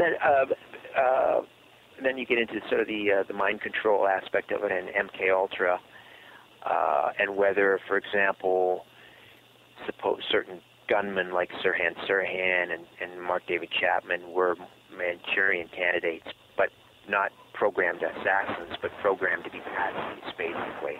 In other words, they were programmed to stand there with a gun, but they didn't actually fire the shots. I mean, I have no question that Serah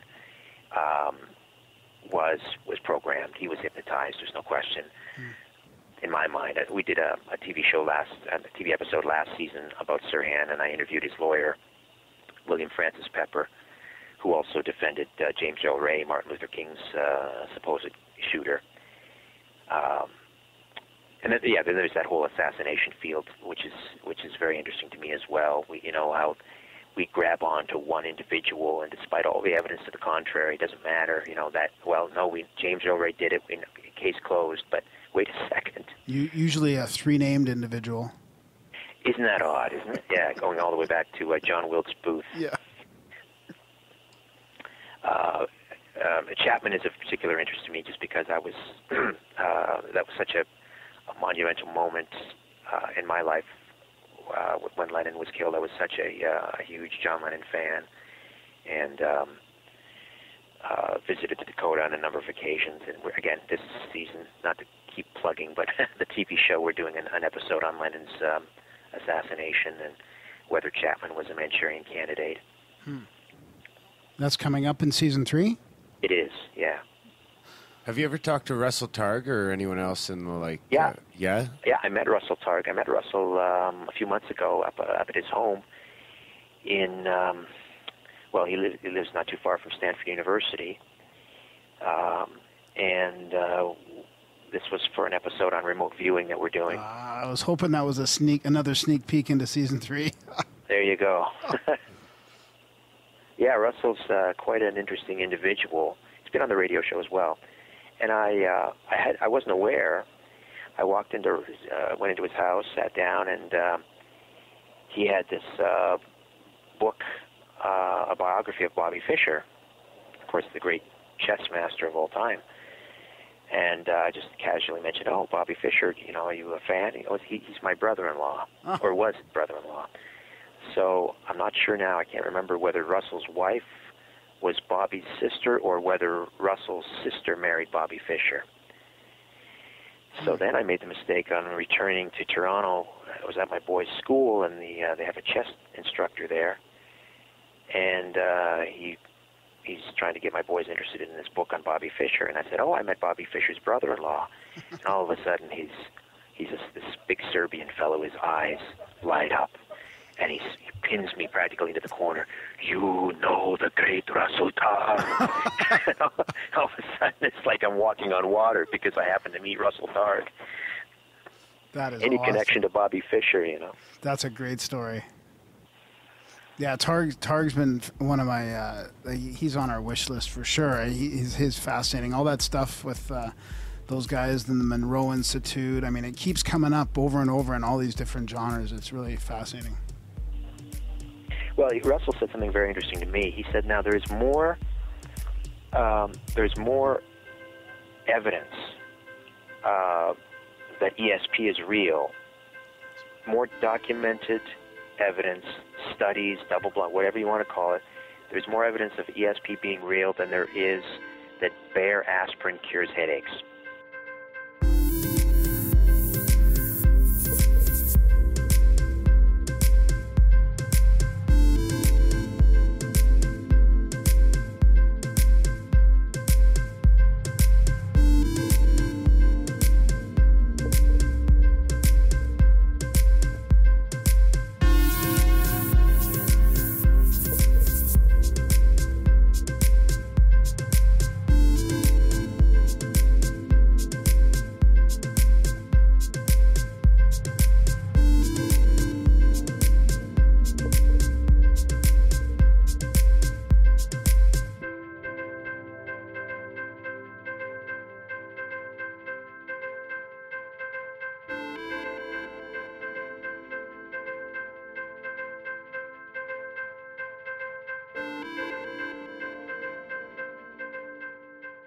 Do you think it's opening up at all in the years to come? Do you think we'll start making any major breakthroughs? Like, I think cannabis is an inevitable one. I foresee that. Like, they can't keep the rap on that much longer.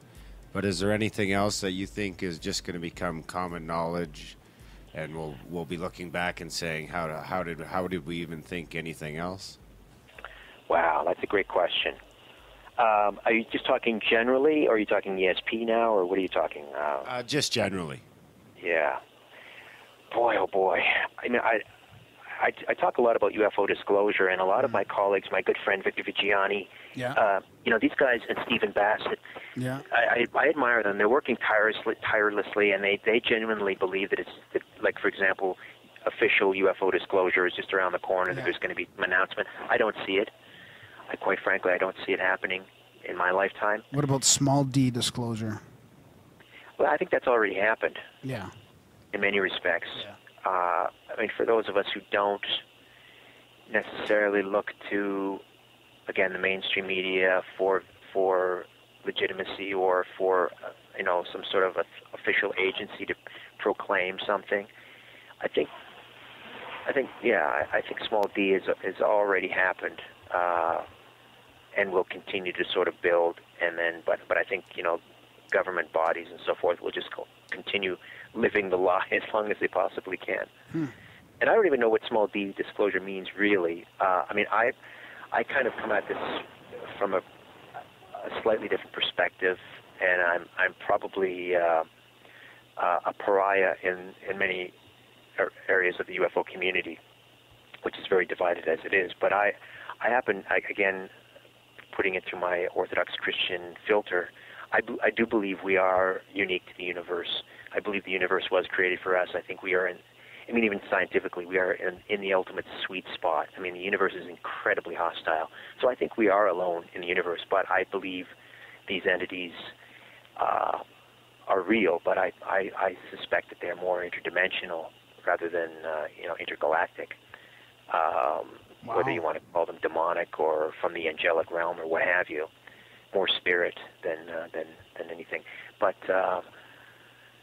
but that doesn't sit well with a lot of my colleagues because many of them think that ET is the knight on the white steed that's here to rescue humanity from global warming or some other nonsense. I don't hold that view. Well, it's great to hear your opinion. I don't think I've ever heard you express that before. I have. Maybe I don't do it enough, but occasionally, Victor and I, Victor Vigiani from Zealand News Network, who really sort of introduced me into this whole UFO field.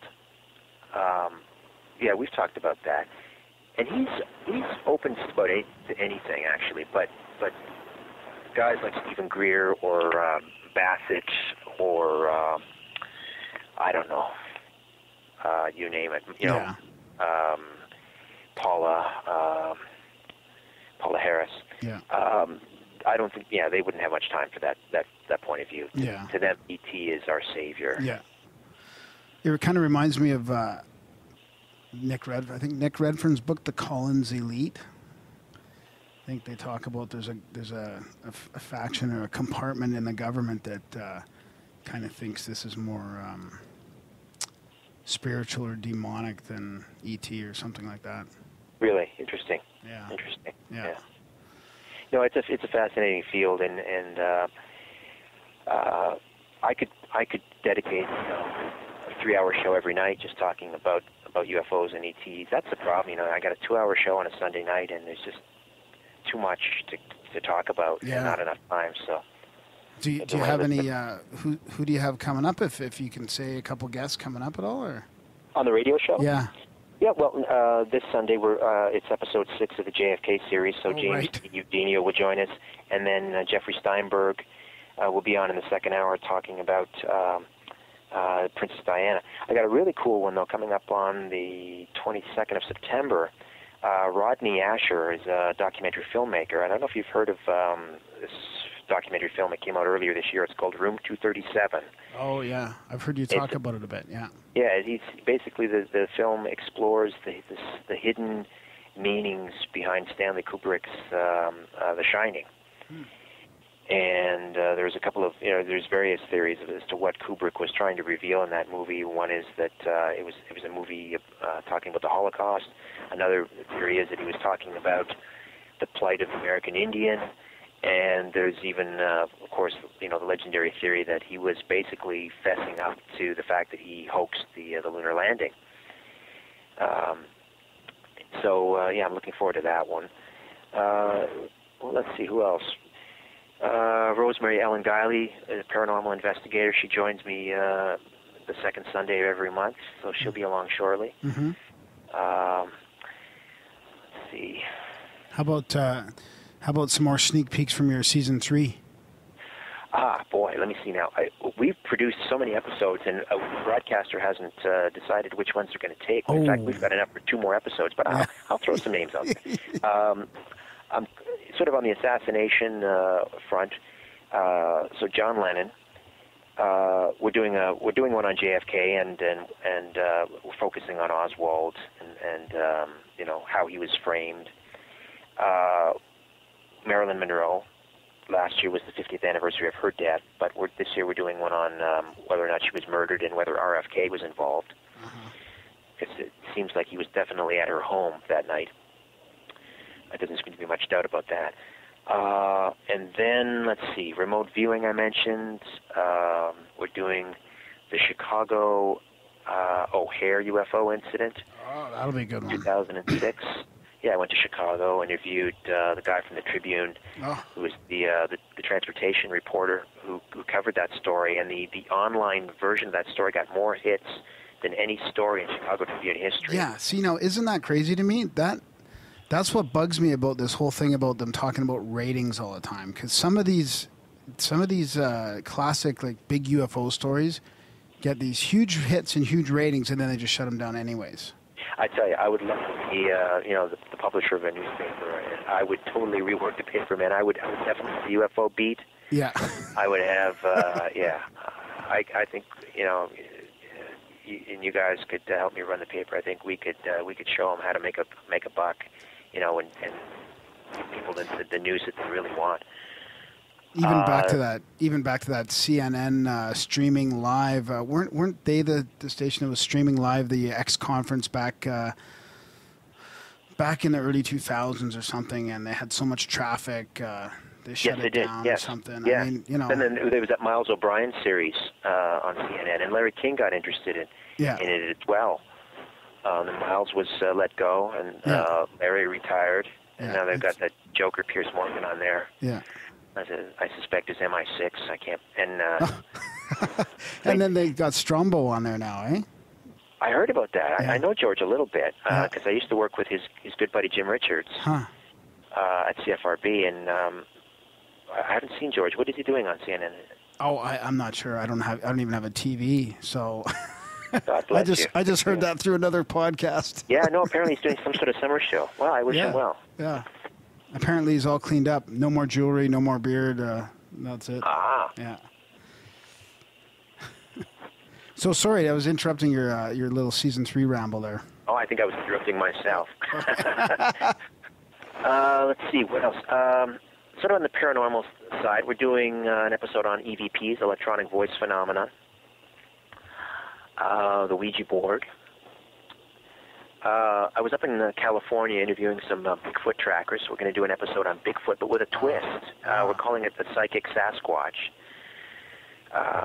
Because some of these Bigfoot field researchers attribute the aloof nature of Bigfoot to some sort of psychic ability, which is kind of strange, I know, on the surface. But anyway, so yeah, Sasquatch. What else on the UFO front?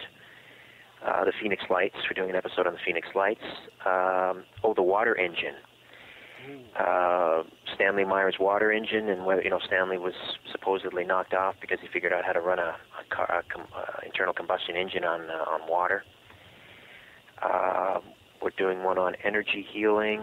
I mentioned remote viewing. That'll be good. Oh, UN Agenda 21. Oh, my mom will like that one. She's all over. Oh, is she a big fan of that? I forwarded your your Agenda 21 podcast tour. So. Well, give my best regards to your mom. I will. Now, some of these actually may not air this year because maybe, the broadcaster may decide that they want some other ones. But if there's a season 4, they're ready to go. Oh, good.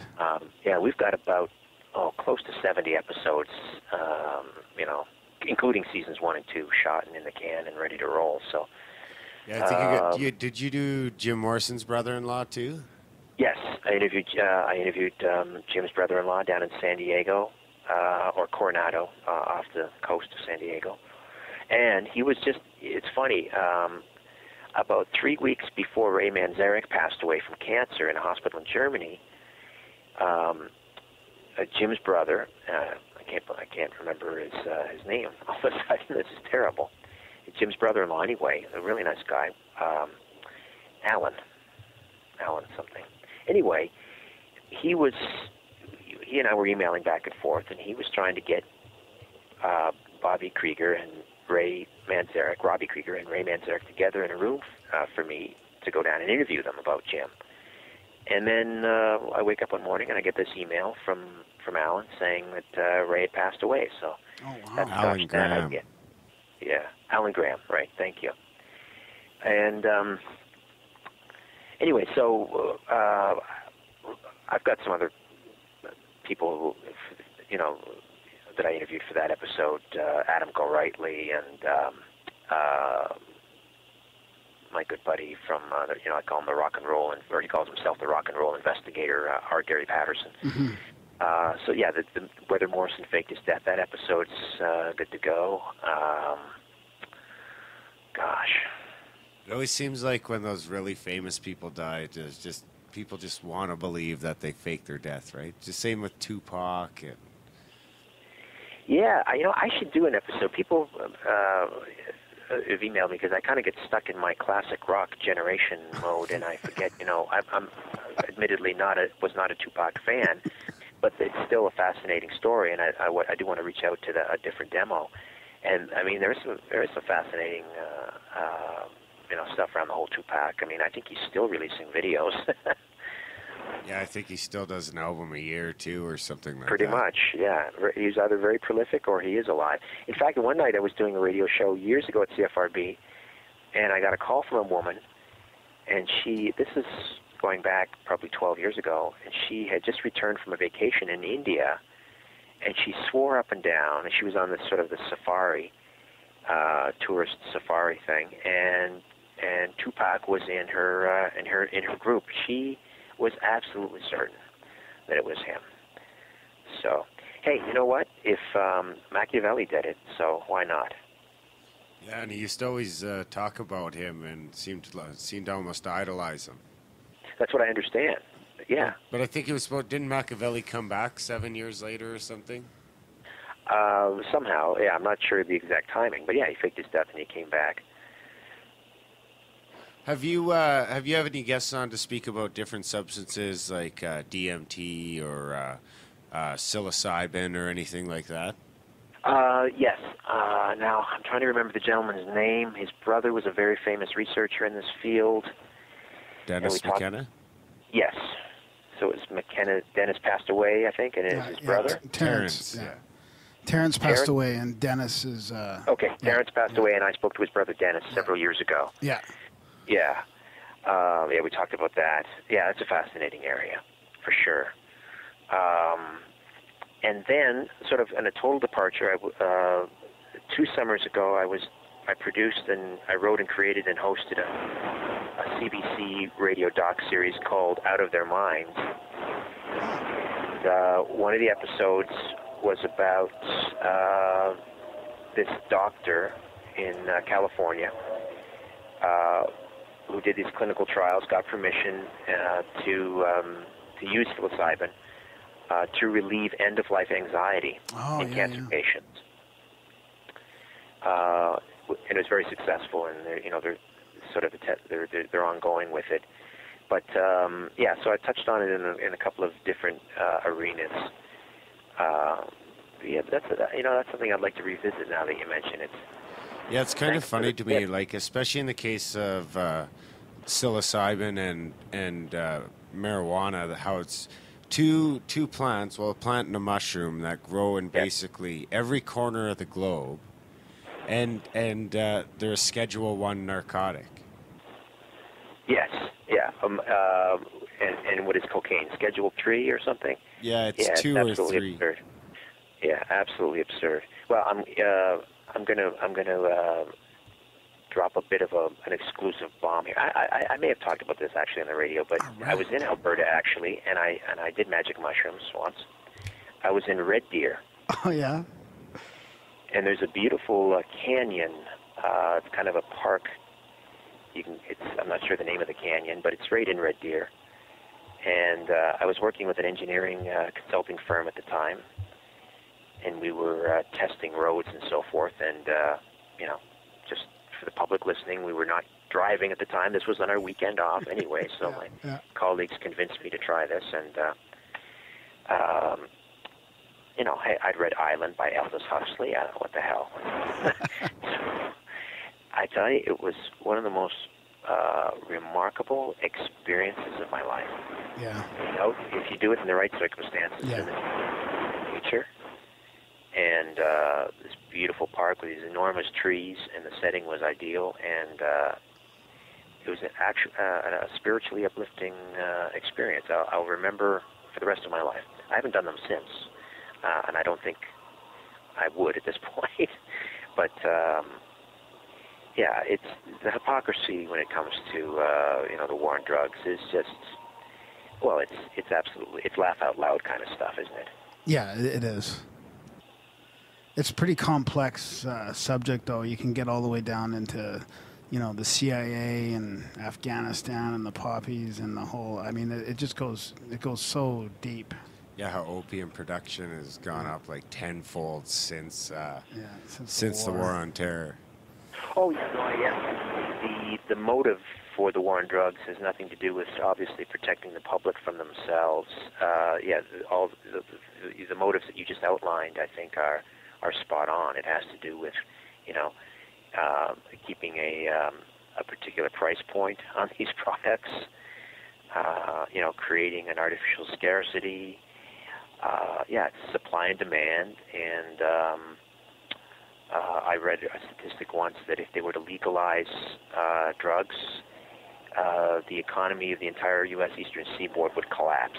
I mean, all of that money that gets funneled into quote unquote legitimate enterprises, including huge real estate developments and so forth. How many banks, reputable banks, up here in Canada, have been caught laundering drugs, Cayman Islands and so forth. Oh, can you repeat that? You broke up there for a second. That's a good part. Canadian, so-called reputable Canadian banks have been caught a number of times. Oh, somebody doesn't want you to say that, Richard. We're being jammed, are we? Yeah, we're being jammed right when you're talking about that. Try again. Reputable banks laundering drug money here in Canada. Go. How's that? Reputable banks in Canada laundering drug money in places like the Cayman Islands. I mean, that's in the newspapers. I'm not making that stuff up. Yeah, so. yeah. Yeah, and I heard even, like Bank of America and tons of them. Well, I watched a documentary a while back about how when they did the cocaine cowboys. Yeah, how many banks down in the southern United States were going out of business. Right. Well, and when Bill Clinton was governor of Arkansas, that was where the CIA were flying in all the cocaine from Central America. And allegedly, he was getting huge kickbacks for looking the other way. That's funny. I was listening to No Agenda the other day, and they have a death poll on Bill Clinton on when Hillary's going to have him killed for sympathy in the 2016 election. Wow. Yeah. I just had Joel Skousen on last week. He's the editor of World Affairs Brief. I have him on from time to time, and I ran out of time, but I was hoping to get in. He just published this major story on the Clinton Foundation and the allegations of corruption, which are pretty well documented and well known, going back to Vince Foster and Yeah, he's one of my favorite regular guests that you have on. Oh, cool. That's good to know. Yeah, I have to start following that. I'm going to sign up for his newsletter there. I like the Chaga guy. What's that? The Chaga guy. I forget his name. Oh, Dr. Cass Ingram. Yeah, Cass Ingram. Yeah, that's it. Yeah, I've known Cass forever. I used to book him on when I was producing CFRB back in the early 90s. Oh, really? Yeah. Oh, yeah, we should have him on. Yeah, I think I emailed him. Or maybe I Facebooked him or something like that. That probably never gets checked. But yeah, he fascinates me. Well, he's a great guest because he's so passionate. Yeah. About, herbs and spices and oregano and yeah, he got me onto oregano actually. Yeah? Did it work? Yeah, I ran out actually, but yeah, I was taking like a drop a day, and it seemed like I felt better for a while. It was pretty intense. It was way more intense than I was expecting the first time. Oh yeah. Oh yeah, oil of oregano, a few drops into the tongue. Oh yeah, that'll wake you up. Yeah, it'll light your fire. Not to do a plug for Cass. Not he doesn't need it, but one of our little guys woke up. This is maybe when he was 2 years old, 2.5. And delirious with a fever, and I don't know if you guys are parents, but it's for kids to spike, but it's frightening when it happens, especially when you go in their room and they're like delirious. And this little guy, I just scooped him up in my arms and took him into our room, and he didn't know where he was, and he had that sort of that telltale cough. It's like a what do you call a whooping cough. And we thought, oh boy, here we go. So.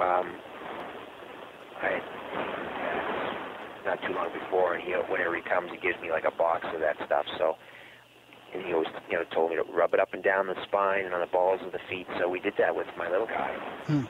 Put him to bed, expecting, okay, in the next, we're going to have the next several days or whatever, he's going to have a really bad cough. And the next morning, nothing, not a fever, which fevers in kids are often transient anyway. But the cough. He was definitely in the early throes of like a whooping cough or something. I mean, I've heard that cough many times, and it was gone. It was gone. And I have a sister who's a nurse, and she puts some drops inside her surgical mask. And, it's like dropping like flies with flu and all this stuff, and she gets. Yeah, I gotta try that stuff. What are your thoughts on, like, you must have heard a lot of stuff on vaccinations and stuff like that. Did that make any decisions tough for you as a parent? Yeah, it's one thing to talk about it on the air and on the radio and TV and listen to these people who seem very credible, and quite frankly, put the scare of God in me about vaccinating my children. But then when it comes your time and you go into the doctor's office and he's the one that's had 7 years of medical school and it's very intimidating. So what ended up happening was we had some vaccinations. Then we started to push back on many of the others, and we're very fortunate. Our doctor, my boy's doctor, is a close family friend that I've known for 40 years. He's known me since I was a baby. So he knew when to back off and just didn't push it anymore. So, yeah, our children have some vaccinations, but they didn't get the multiples that a lot of kids get. You go in there and you get shots at once or what have you. We didn't do any of that. I think they got chicken pox and maybe mumps and measles, like one of each, and then we didn't more. Yeah, that's kind of, well, we didn't do any. We were lucky we had a doctor that was actually really supportive of our decisions, so it made it a lot easier to go down that road. Yeah, it's tough for parents, because you're torn. You want the best for your kids, but you really, ultimately, we don't know, do we? I mean, we're it's taking like our the best experiment guess. hasn't been run out long enough. You know what I mean? Like it's only been a generation and a half or something like that. Like, we don't really know what the long-term effects are. No, I mean, I don't think there's any doubt, with the oral polio vaccine that caused cancer, and we're still living with that. And with the other stuff, I think, if you eat a healthy diet, you do simple things like you wash your hands, and you build up your immune system in a good natural way, eat a healthy diet and so forth. I don't think you need a lot of that stuff. Yeah. No, I think diet's really important. My wife and my daughter eat a lot better than I do. I eat good at home, but when I'm out at work, I tend to sneak off and get a good old greasy hamburger or something like that. Well, you got to do what you do to survive. They say, give up smoking. Will I live any longer? No, but it'll seem like it. Yeah. I'm a smoker too, so. I think you need to listen to Castor Ingram a little bit more, Darren. We need to get him on the show, and that'll change your diet. Yeah, maybe. Well, we eat mostly organic at home. We make sure we get all natural meat that's hormone and antibiotic free and all that. Oh, that's what you guys have to discuss, the whole GMO thing. See, Darren's a big, like faking these meats and making them for to solve the world's hunger problems, aren't you? Yeah. Well, I think it's inevitable in mankind's future that we'll be. Well, I think personally that we'll be looking back and absolutely blown away that our ancestors used to actually eat animals. Well, and again, to plug the show, we are doing an episode on GMOs. You keep reminding me. I keep forgetting which ones we've done, but we are doing GMOs. We're doing fluoride. Oh. We're doing cancer cures. Anyway, with the GMOs, well, as someone pointed out to me when we were producing this episode, we've been genetically modifying food for thousands of years. When someone takes pollen from one plant, and my dad used to have a hobby, he would splice different varieties of roses onto one rose bush. And I have an uncle who does that with plums, right? So we call it the Jello tree. You got a plum tree, and it's got like 5 varieties of plums growing on one tree. It's called splicing, and it's a real skill and an art to it. So that's genetically modifying an organism. We did the same thing with dogs, horses. Yes, yeah. But it's this Roundup Ready the nonsense that bothers me. Like developing a corn plant or a soy plant that's Roundup Ready, so it'll soak up as much Roundup as needed to keep the insects at bay or whatever. Yeah, I'm kind of against the privatization in general. Like, to me, that's something that should be. Well, unfortunately, the governments are just as fucking terrible, so it's tough. But I think the science is sound. In some things, for example, there's a type of rice. I'm trying to think of the name of the rice, but it's basically what they did was they developed this rice that naturally produces a protein or a vitamin A, and it'll prevent blindness because 3/4 of the world's population, they subsist on rice, but it doesn't have the keratin or whatever in the rice, and because it's a diet, you have blindness. It's a huge problem in the third world. Children, going blind because they don't have the keratin in their diet. So they've developed this rice, which produces it, which it ordinarily wouldn't. So, I mean, there's an instance, I think, where genetically modified food could be good. But if it's producing these proteins in the plant as a natural, supposed sort of, or as a creating a protein so that the plant is producing its own insecticide, that protein gets into the gut of an insect and causes it to hemorrhage or whatever. That protein, what happens to that protein when it goes inside the human? They're finding it in breast milk and things like that. So I'm not convinced that the science is all in on that, particularly when you look at, who are the watchdogs now for the Food and Drug Administration? Yeah. They're all ex-Monsanto people. Yeah. The food czar is a former VP of Monsanto. Yeah, good point. Yeah. So I don't trust them. No. But that doesn't mean that all GMOs are bad either. Well, and the fact that don't they have to replant every year or something too? Like it also changes the whole sustainability of the crops too. Well, they were talking about developing a self-terminating seed so that it wouldn't produce seeds, so that the farmer would be forced to go back to Monsanto every year. That self-terminating seed never made it to market. Whether they tested it didn't work. Yeah, that was one of those sort of urban legends out there, that the Terminator seed. But apparently, I've been told by numerous sources that it doesn't exist. They were working on it. They were working on it, but it never came to market.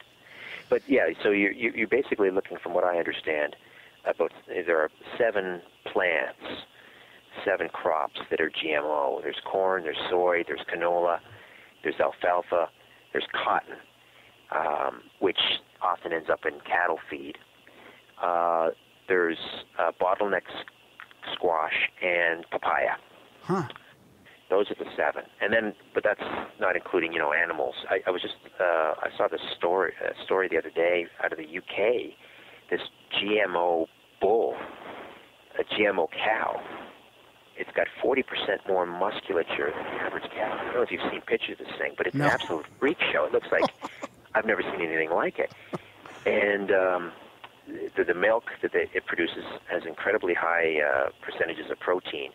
The problem is these creatures are so muscular that even the calves are born muscular, and their tongues sometimes are so large that the calf chokes to death, in infancy. Oh my God, this thing looks crazy. Yeah, I'm looking at it online right now. You're seeing it now? Yeah. How would you like to have your hamburger made out of that thing? Yeah, that's pretty crazy. And the calves are dying because of the tongue? That's one of the reasons, yeah. The tongues swell and they choke. What do they need that for? What's the point of making that thing? I don't know, it has something to do with the protein in the milk or something. I'm not exactly sure. Yeah, that seems like trouble to me. Or maybe it's just because they can. Yeah, that's what I think, yeah. Did you see Buddy eating that $350,000 burger there a couple weeks ago? No. The first lab-grown hamburger. Yeah, they had 3 people tasting it, didn't they? Yeah. $350,000 hamburger, and why was it so expensive? Because the lab was 100%, or the meat was 100% grown in a laboratory. Oh, lovely. Yeah. I think they said it was good, but it wasn't really. They would like if it was more juicy. Yeah, it wasn't quite fatty enough or something. That was too lean. Oh, Lord. So some bacon in there, and away you go. I like my meat free range. Thank you very much. Yeah. So, do you have anything else you'd like to talk about? Wow, no, I think that's just about covered everything, really, haven't we? Yeah, I think so. So, one thing I'd like to ask before we let you go is, would we ever have to worry about TV maybe luring you away from radio, or is radio kind of your first love, and you'll be sticking around with that through and through? So I just let this plane pass over. Yeah, no problem. On its way to Pearson. Yeah. Just give it about 10 seconds, and then if you want to re-ask, Okay, go ahead. So do we have to have any worries about TV luring you away from radio, or is radio kind of your first gig and your first love? And yeah, radio definitely is my first love. I mean, you guys know it. The immediacy of it, the intimacy, the romance. There's nothing like late night radio. Knowing that you have not a passive listener like you would, let's say, if you're doing the drive home show and there's somebody carpooling it with 4 other people in the car, and they're in the car and out of the car in 15 minutes. You've got a captive audience, for 2 hours. You're in their bedroom, you're in their head. If they got an earbud, they've got earbuds in. You're in their living room, what have you, and you have their undivided attention. And late night listeners, I find, are among the most educated, most interesting, most passionate, and I don't ever see myself giving up the radio. I've invested so much time and energy now in trying to build up this network this little fledgling network, that I don't see myself throwing that away. TV, there's no question, you know, it pays better. And it's a lot of fun. I enjoy the travel. I enjoy, you know, flying to different places and meeting new people and so forth. And the camaraderie and the collaborating. You're working with a crew, which is kind of fun. Where with radio, it's just, you know, I'm just stuck in this little closet, and it's looking through the glass at my producer blinking at me, and that's just the two of us. That's it, you know. It can be kind of lonely. Yeah, isn't podcasting great too? It can just kind of take that 2-hour show and expand the audience to the people who can't stay up late on a Sunday night. You know what I mean? And then like the podcast must have really extended your reach, so to speak. I get more feedback from the podcast than the live show, quite frankly, because of the reach. It's like this spider web, you know. It goes out there, and then it creates another spider web, and before you know it, I'm getting emails from a guy who listens to my podcast as he's delivering mail by moped in the outback in Australia. Yeah. And I'm getting an email from a guy in New York who's an artist who's in this big loft painting these big murals, who listens to my show. And it's always a kick, you know. It's when people email you telling you where they're hearing the show from, and you know how they listen to the show, what they take away from the show. That's very gratifying. Yeah, I've been listening to your podcast since I've been listening to podcasts, which is probably 5. Have you been on that long? 5 years, 6 years? 4 years at Zoomer, and then I think they were podcasting when I was at CFRB. Yeah. Huh. Thank you very much. Yeah, it's been great, and we really appreciate your, you know, coming on the show and spending your time and getting a little personal with us. And I didn't even realize that we probably could have. We just really scratched the surface. I mean, we probably could have gone a lot deeper into a lot of these other topics. So, I mean, maybe we can do this again sometime. Yeah, you give me a call anytime, guys. Darren and Graham, a real pleasure speaking with you tonight. Thank you.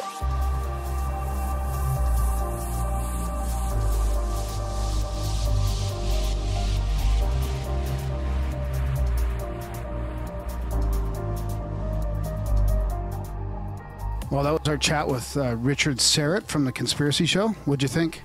Yeah, it was great. Great conversation. Richard's been at it a while, and he's really talked to a lot of people, so it's interesting to get his perspective on a few things. There was a few things that kind of caught me off guard that I wouldn't expect, but all in all, it was a great chat. Yeah, I think he's really knowledgeable about a broad range of these topics. Yeah, and as usual, we managed to get a pretty intimate and interactive interview. It seems like people are comfortable to open up with us, so that's good to hear. Yeah, hopefully it's that kind of casual, raw style that we have. Yeah, so you guys can always check out Richard's work at richardsyrett.com. And The Conspiracy Show is a podcast as well as a radio show. We'll link to all of that in the show notes, of course. Yeah, and his TV shows, season 1 and 2 are on visiontv.ca. That's www.visiontv.ca. Yeah, so and we'll keep an eye on it and maybe have Richard on again in the future, maybe after season 3 of The Conspiracy Show is finished airing. Yeah, that would be great. Coming up next, we're going to have Lauren Coleman, so you guys can go ahead and send in your questions or tweet your questions to us for him. Red Pill Junkie is going to sit in for the interview. He's a big fan of Lauren's and pretty excited to talk to him, so he wants to sit in on the interview, and we're happy to have him. Yeah, that's going to be a good one. Challenging for me. That's probably like my area of least knowledge, that crypto stuff. I'm looking forward to it, though. It's good for you. Yeah, it's great. Maybe we'll see what he thinks about the Bigfoot burying his shit video. Remember with the Japanese tourist? Yeah, or the psychic Bigfoot theory. We're up to like 50 likes on Facebook. So thanks, guys. Let's keep it going. I still haven't logged on yet. You can find us at facebook.com/Grimerica. It's at Grimerica on Twitter. Yeah, and email us at Graham... or email me at graham@grimerica.com. That's Graham. Yeah, and I'm Darren at Grimerica.com. And as usual, guys, we'll have links to all of Richard's stuff, anything we talked about in this episode, and of course all the music that you heard as well. But I think that about wraps this one up. I don't know if you have anything else, Graham. No, that's about it. Just looking forward to the next episode. Okay, guys, thanks for listening, and we'll see you next week. Ciao.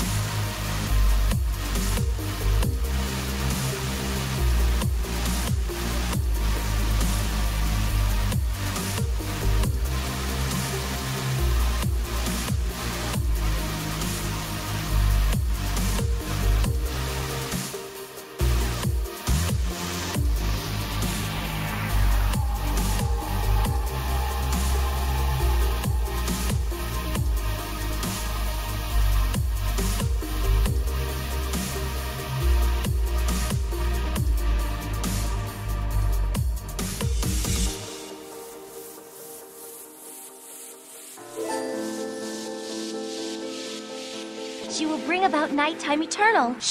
Do you know what this means? It's imperative that the princess is told right away. Nightmare moon. My little pony. My little pony.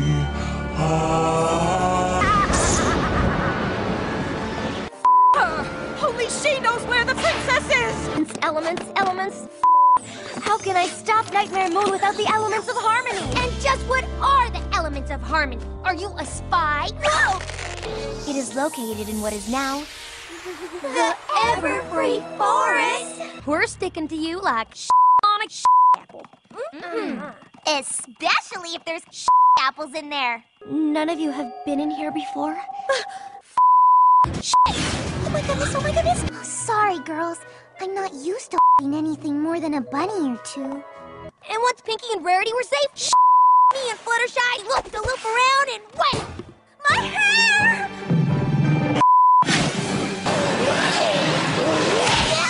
Rainbow!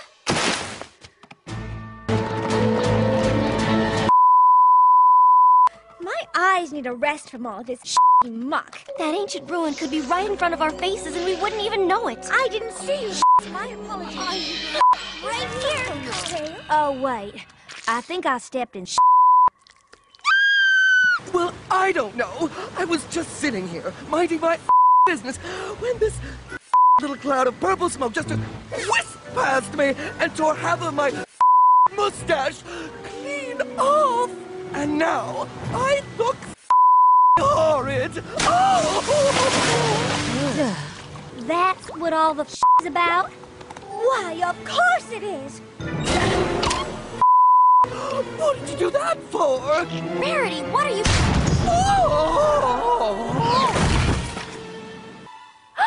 We can cross now! Let's go! Twilight! Wait for us! We're almost there! What's with you and falling off today? Now what? Duh. Oh yeah! Who's there? I ain't scared of you! Yourself! Oh, Rainbow! Well, you.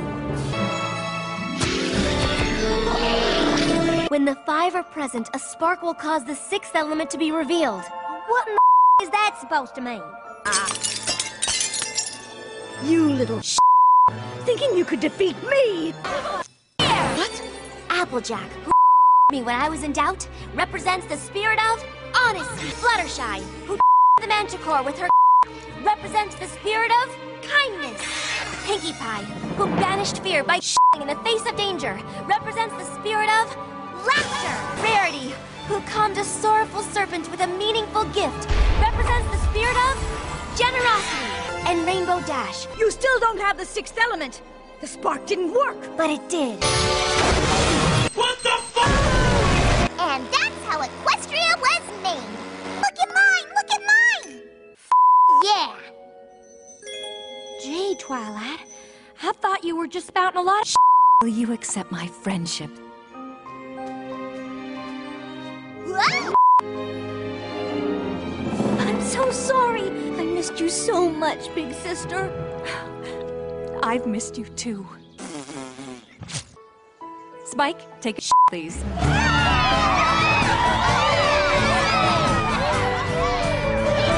Isn't this exciting? Are you excited? Because I'm excited. I've never been so